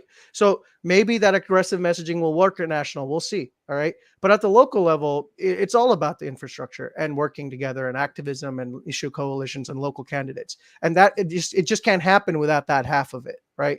And I would advise Mises Caucus members to look at people that were here before and try to work with them to get the knowledge you need to succeed and form relationships with them. And I would advise people outside the Mises Caucus to look at the young people with their edgy language and not think they're here to displace you and demean you and make you feel like crap, but they're just here because they have the energy and they want to do something with it, right? And they need direction on how to run the local stuff. And you shouldn't. I would advise them, please don't look at them like they're bigots invading it. Like if that's the narrative that you're receiving, you really have to get out there and meet these people like firsthand. Like that's just not true. Anybody who has met volunteers from the Mises Caucus can feel that. So just go meet them. And I think in New Jersey, we're doing a great job, by the way. Like everywhere, there's no friction. I mean, there's some friction in New Jersey, like every politics there is, right? But we're trying to work together and fix the infrastructure in this party. We're trying to grow this thing into a professional, mature organization. So that's definitely the goal of the Mecox in Jersey. I mean, Nikhil has said a lot of good stuff, and I think that his prescription, especially for the local activity, is right. I think that's how libertarians are going to win, by showing up at the front door and having the conversation, saying, "Hi, my name is Nikhil. My name is Matt. I want to do this for the town. Can you help me out?" That's how libertarians are going to win. But I have to issue caution. While I was state chair, I had to watch people that I had recruited give me phone calls and emails and saying, this language that's being used, I don't feel welcome. I feel under threat. I'm leaving the party over it. That shit happens. We need to be okay with holding ourselves and our fellow libertarians to account when they act like assholes. When someone's going out of their way to make other libertarians feel that they can't be involved with the party because of because of the language being used or how they're being interacted with or whatever. And the response is, well, you should just get out, which has happened. I'm not saying that that's every experience, but I've had a half a dozen people tell me that in the last year before I stepped down, that I don't feel comfortable because of the way my faith is being talked about in the party. I can't be a libertarian anymore. That's a thing that's happened. I'm not saying as a theoretical. These are people with names, and they were members and they walked away because of it, or people that felt that they were being singled out because of their cultural background, whether it was true or not. We have to be okay if the goal is to pursue an edgy, attention-grabbing new media strategy. You have to be okay with calling people to account when they're taking it too far and just being assholes, as opposed to being effective.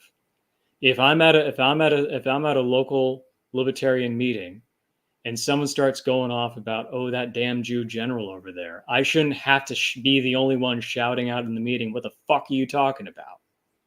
Because I was the only person in the meeting shouting out, what the fuck are you talking about? We need to hold ourselves to a higher standard when we're working with our fellow libertarians.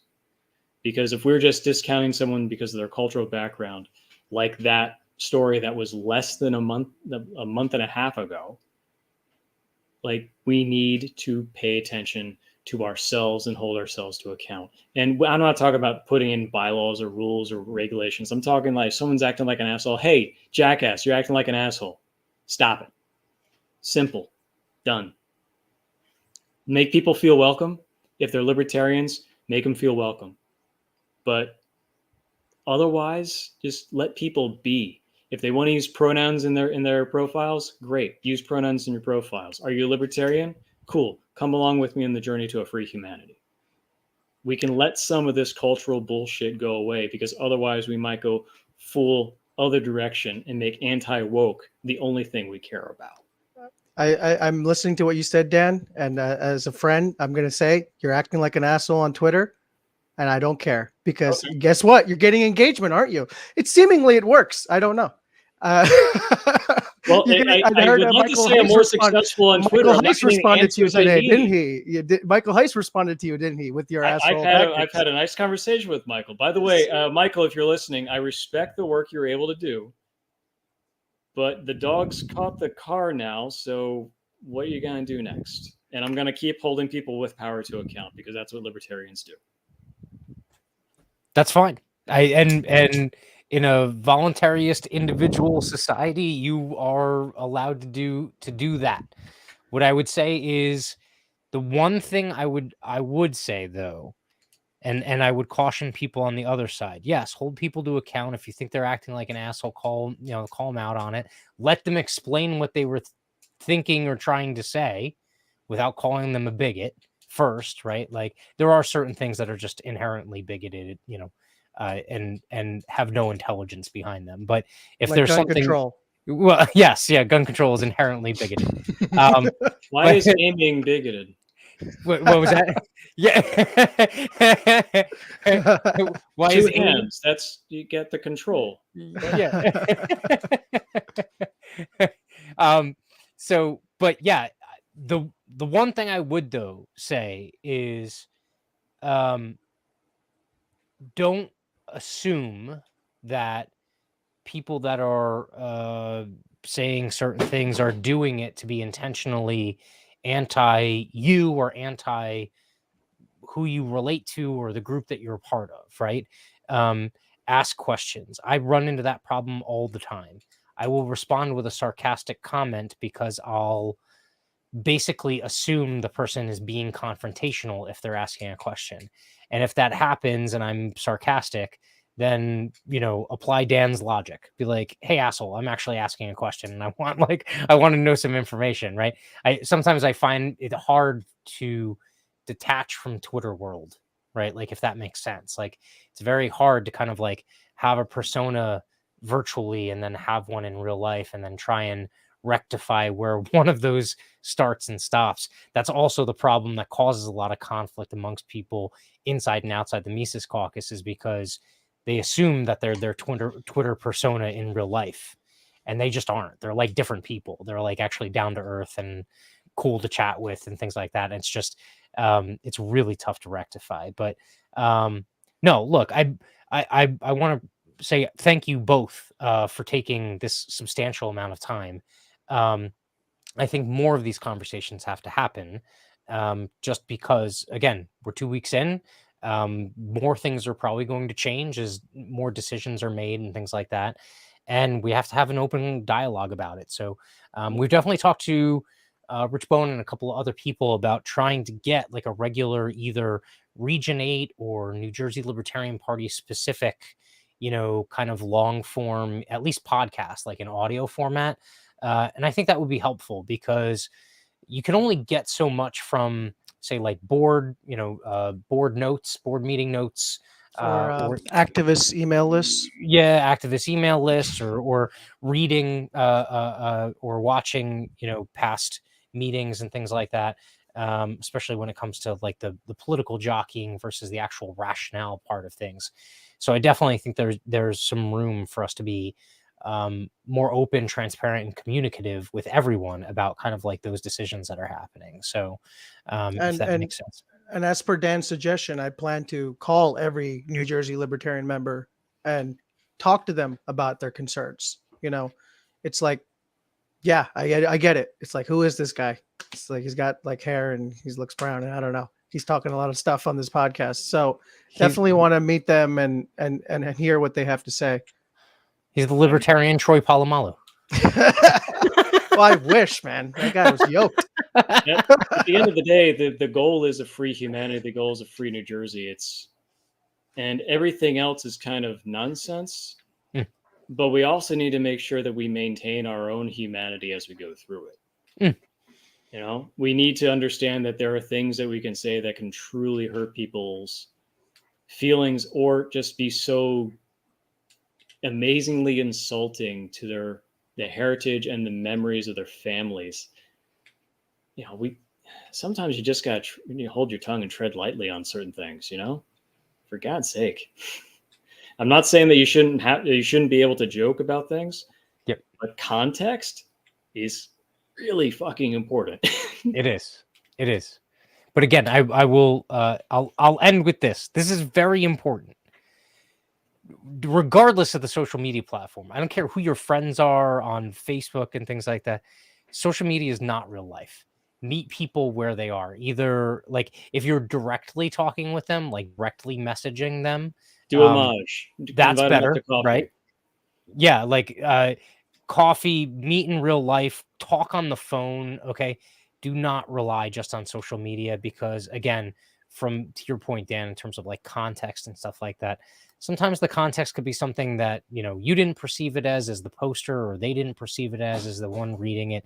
So like all of that stuff is it all comes into play. So we definitely have to be better. We have to become better communicators. It's really ironic that with these like crazy freaking supercomputers in our hands, that our communication skills person to person can suffer so dramatically. So that's definitely something I think would be a positive if more of us got together and in person and stuff. So, which by the way, I think we haven't dropped the invite for it, but July 30th is going to be the NJLP picnic. So we're hoping to get a bunch of people there. The sicknick, as we're branding it is called the sicknick because it's going to be a sick picnic. Sick, like but it will be, but also because of COVID, because we're all going to be sick. No, stop. Dude, Michael Molinari, the 80s are calling, man. Jesus. I love you, kid.